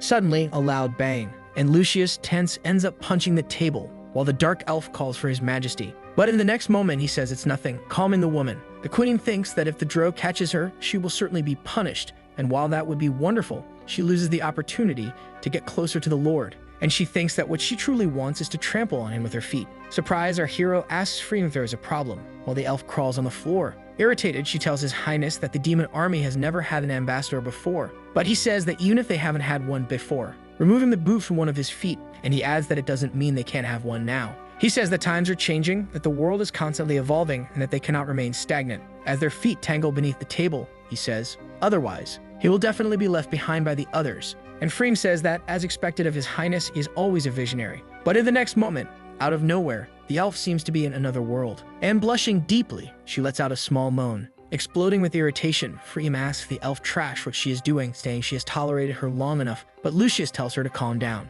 Our hero thinks it seems like he stepped on something strange, while the elf asks if, after all this, he still wants her to work for him. He says that her position can be arranged, and he will also release 2 other captured elves to support her. He adds that what to do and how to do it is up to her, and he will respect her ideas. Our hero thinks that she should escape quickly, and as an ambassador, she will be able to leave and visit places normally. Now with the 2 elves, one of them says that they should hurry up and escape. She says she heard that the damn Demon King wants her to act as an ambassador, so they can just run away. It all says that the king is stupid and asks if the choices are only up to them, saying that, as expected, he endures humiliation for a chance to live. Suddenly, the Elven Queen lets go of the girl's hands, and as a final statement, she says that they will not escape. The girl asks what she means by that, while the other, concerned, asks why they wouldn't escape. Shouting, the girl asks if she really wants to become a pet of the demon army, and the other elf asks her to calm down. The woman explains that this is not the case and that escaping is certainly easy, but that it is a cowardly and foolish act, that running away will only guarantee their own safety,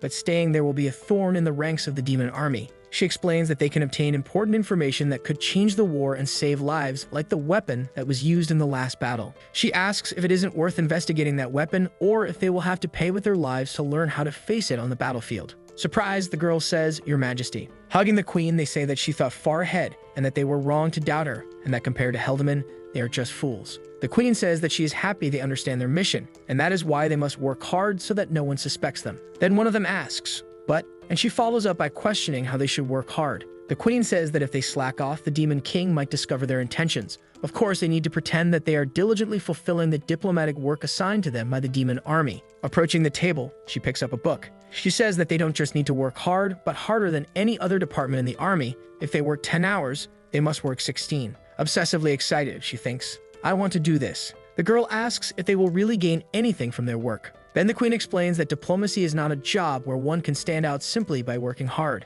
Since the alliance is made up of different races, regardless of factions or nations, they have an unshakable belief that the demon army must be destroyed, and that the people conquered by the demons hate them more than anything and must wish for the alliance army to lead them once again. Considering this belief, thinking that the demon army wants peace would be impossible. No one will accept it, and none of their efforts will bear fruit. The girls say that they understand and that they will work hard, that they cannot let the king underestimate the efficiency of the alliance, and the other says she will handle the translations. They say they are full of energy now and that they could last until tomorrow morning, and the other says that they will work until then. The elven queen thinks, "I can't say that." That the truth is, she is enjoying this a lot and doesn't want to leave. How could she say something like that? Sometime later, Freem says that this is ridiculous, that a group of prisoners wanting to serve His Majesty now can only be some kind of conspiracy. Ashen tells her that she has been pacing there for at least an hour, and that it's starting to make her dizzy. Freem asks Ashina what she is doing there, and the girl asks if she was walking around for an hour and only now noticed her. Ashen says that since Priscilla was promoted and transferred, His Highness told her to take this opportunity to study and learn more. The girl says that even though she doesn't think so, all development was thanks to Priscilla,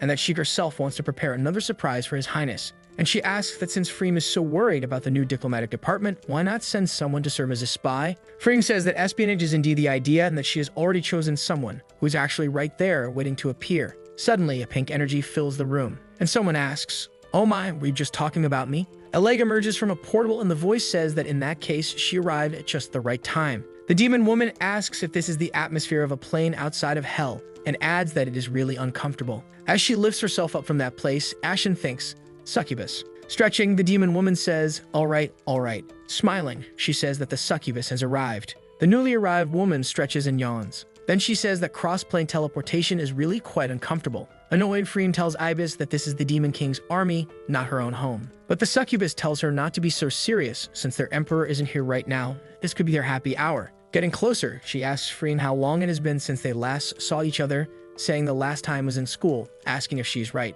She says that Freem was in the interrogation department while she was in the potions department. Speaking seriously, she gives a slap to a very specific part of the elf's body. She continues, saying that Freem hasn't contacted her beautiful junior for a long time. But suddenly, grabbing the woman's hand, Freem says that's enough. Throwing the succubus's hand away, she orders her to restrain her succubus nature because that is not why she summoned her to the Rasma plane. Ibis says that Freem is such a boring woman and asks why she can't just enjoy pleasures like the other drows. She adds that she knows what the drow wants her to do, that it must be something like being a spy or something similar. She says that, of course, the most important ability of her clan would be the ability to read minds. She says that she hasn't served a demon lord since she graduated hundreds of years ago, but her skills are the best in her entire clan. Ashen asks if the legendary clan can read thoughts, and if they are the best intelligence agents in hell, capable of revealing the gentler side of everyone. Ibis confirms and says that, for example, Ashina's name is Ashina, and that she is a pacifist, but surprise, Ashen interrupts, "No more anyway. How does an army have someone as strange as you in charge of the weapons department?" Freem, irritated, orders the succubus to stop showing off her mind-reading abilities there. Ibis says that her secrets are safe because she still can't read her level. Blushing, Freem says that she is devoted only to His Highness and that she has no secrets. And she shares her concerns about the prisoners from the new department. The woman chuckles and asks if this isn't just spying. She explains that her succubus clan is the best at doing that sort of thing. She tells Freem not to forget that succubi like her can even impersonate angels and saints, allowing them to infiltrate heaven itself. She then asks how, with all of this, Freem can possibly not feel at ease. Freem says that she believes in her talent, which is why she requested her transfer. She warns that elves are highly sensitive and tells her to be careful. Ibis tells her not to worry, saying that she has the best options from her clan and will extract all the information Freem needs. Happily, the succubus asks if Freem would like a bottle, while Freem asks if it's that. Ibis explains that it's her latest research, something that can increase sensitivity by 100 times, and that even just walking could bring unparalleled pleasure. Out of nowhere, she turns around and says that she doesn't need that, and the succubus asks if 100 times not enough, if she would need something even stronger. Grabbing another small bottle, she says that she has a powerful hypnotic potion there, and that even a demon emperor, after drinking it, would become a puppet in her own way. They would do anything she asked, no matter how humiliating it might be. Freem looks horrified at the explanation, while the succubus gives a little laugh and says, "Right." Closing the door behind her, the succubus leaves the two women in silence in that room. Ashen asks if she is trustworthy, as the rumors say that if it brings pleasure, it will sell anything, and Freem asks since when they use the word trustworthy. She explains that now she just needs a guard dog, and if it's an evil dog, even better, it will be able to stand watch against those light data thieves. Meanwhile, the succubus moves through the castle, thinking that a pacifist demon was asked to develop weapons, in addition to appointing an elven prisoner as an ambassador. And that the ideas of this renowned demon are quite incomprehensible, though the more incomprehensible they are, the more powerful their effects will be in the future. She thinks that this demon king Lucius is undoubtedly the man closest to the demon god. Excited, she thinks. "Ah, your highness Lilith, you were right. I would never betray your trust." As a double agent, she will infiltrate deep into Lucius's inner circle and discover all his weaknesses. Elsewhere in the castle, someone says that this plan will not work. If they choose to approach the Elven Kingdom on a diplomatic mission, they will definitely think they have ulterior motives. The girl asks why they don't send someone to the Dwarven Kingdom, but the queen says that they are stubborn, wouldn't even listen, and would imprison the messenger immediately. She continues saying that the plan is terrible and lacks any sincerity, explaining that they need to show how magnanimous the demon army truly is. Then the girl says that there is a small human kingdom near the Demon King's territory, and that it could be the one. Pointing to the map, she says, Barranquilla. It has a population of only 30 million and is in a strategic position between the two armies. If they succeed, it would greatly benefit the Demon King's army. Helveman says that's good, but they must not forget the true objective. If they truly bring them to the demon's side, they will become traitors. The young girl tells Her Majesty not to worry, that if they try to persuade weak nations, they might succeed, but not Barranquilla. The old king is the most resolute supporter of Razma. He has already led troops against the Demon King, so anyone could be a traitor, but this king definitely would not. Moreover, one of the conditions is to give up his royal position and retain only part of his wealth. Excited, she says that they would never just accept suddenly becoming commoners, that their mission will definitely be rejected. The Elven Queen thinks that this makes sense. Continuing, the girl says that they obtain important information that must be delivered to the Alliance immediately, that it was Priscilla who created the cannons. Looking at an image, she questions, "Her?" and says that she can't believe that Priscilla completely betrayed them. The young girl says that, in addition to this information, there is also a piece of military intelligence that is a matter of life or death. There is also the mysterious 7th Legion of the Demon Army, and they have already been moving behind the heart of the Alliance. This legion is composed of aquatic creatures from Hell, meaning they can cross the oceans where the Alliance has no defenses. Since the war began, this legion has already been relocated by 100 miles, and according to intelligence, they are ready to launch a surprise attack. Shocked, the queen asks if this is a naval force, and if they reposition by 100 miles in just 3 years. She thinks that this is not just a great strategy, this is pure madness. As expected from the Demon King, all the recent attacks and now this, his movement seemed random, yet they struck directly at his enemies. Crushing the paper in her hands, she curses the situation and thinks that this man is truly exceptional. The young girl calls for the queen, who tries to compose herself and says that it's nothing, but that they need to send someone to deliver this crucial information to the Alliance. Rhea asks what if the Demon King refuses their requests, since they were only recently established. Would he even allow them to leave the castle? Then the queen says that she will personally go to the Demon King, and she will definitely secure a chance to be sent away. The two young elf girls are surprised and impressed. They find it so moving and think that to secure the Alliance's victory, the queen is risking her own life by trying to persuade the Demon King. And Helveman says that this is what she should do. But, worried, she thinks that if the Demon King does not agree, she will use all necessary means to force him to accept. Sometime later, Ibis arrives, greeting everyone. She introduces herself and says that Lady Freem sent her to help with everything, and that from now on, they will be colleagues. The three of them look somewhat suspicious. Rhea thinks that after everything she has come the demon's lapdog, and that she is clearly a spy sent to monitor them. Meanwhile, the other young elf thinks they should hide the documents so the woman doesn't find out. They cannot let her discover anything, while the Elven Queen doesn't think about anything at all. Ibis is surprised to find a diplomacy department full of spies and thinks that she is a wild card. Besides, it's quite the coincidence. The queen welcomes the woman and asks what her abilities are, while Ibis says that it is an honor to work with her and that she will need guidance. Sitting down, she adds that she will just observe from the corner for now. Meanwhile, the elves think that she looks beautiful sitting there, that they hope the demon's super weapon doesn't get sent there, and that this is infuriating. Ibis thinks that no matter how vigilant she is, if she can't see their thoughts, it won't help, and as Lucius's adversary, she will never betray them. Though she finds it strange that she can't read the queen's mind, she assumes that while Helveman isn't at the holy level, she might have some kind of protective artifact. She knows that elven treasures are truly abundant, but it doesn't matter. So far, all she senses are cautious thoughts toward her,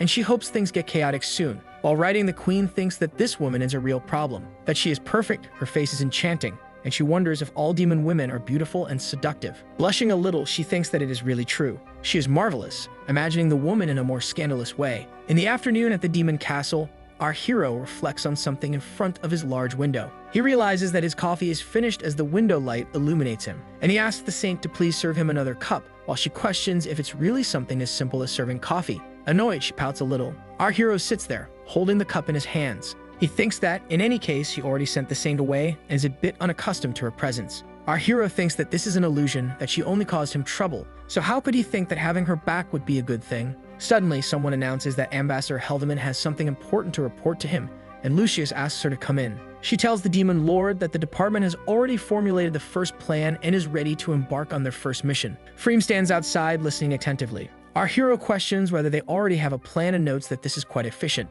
The elf says that since he placed his trust in them, they will not disappoint him. He thinks, no way, and questions whether this is truly a diplomatic plan. Helveman thinks that this is the exact expression she was hoping to see. Our hero considers that despite everything, this is still a plan devised by prisoners and that they chose the kingdom of Barankilia. Of course, there will be doubts. Excited and blushing slightly, she thinks. So, she could confront him directly and force him. Or she could gently persuade him with reason or maybe make him understand that this is an excellent plan and have him accept it willingly. She doesn't care which one. It's fine either way. Suddenly, our hero snaps his fingers and excited, he says that it is good and approved. The elf is a little surprised and asks, are you sure? Lucius thinks that even in the middle of the game, this kingdom was a tough nut to crack for players. The old king spared no resources or effort, and that these elves want to persuade him to surrender? This has to be just an excuse to escape. So he says, of course I'm sure. He says that it's impossible to find a better plan, and that they should simply proceed with boldness. A little disappointed, Helveman says, oh yes.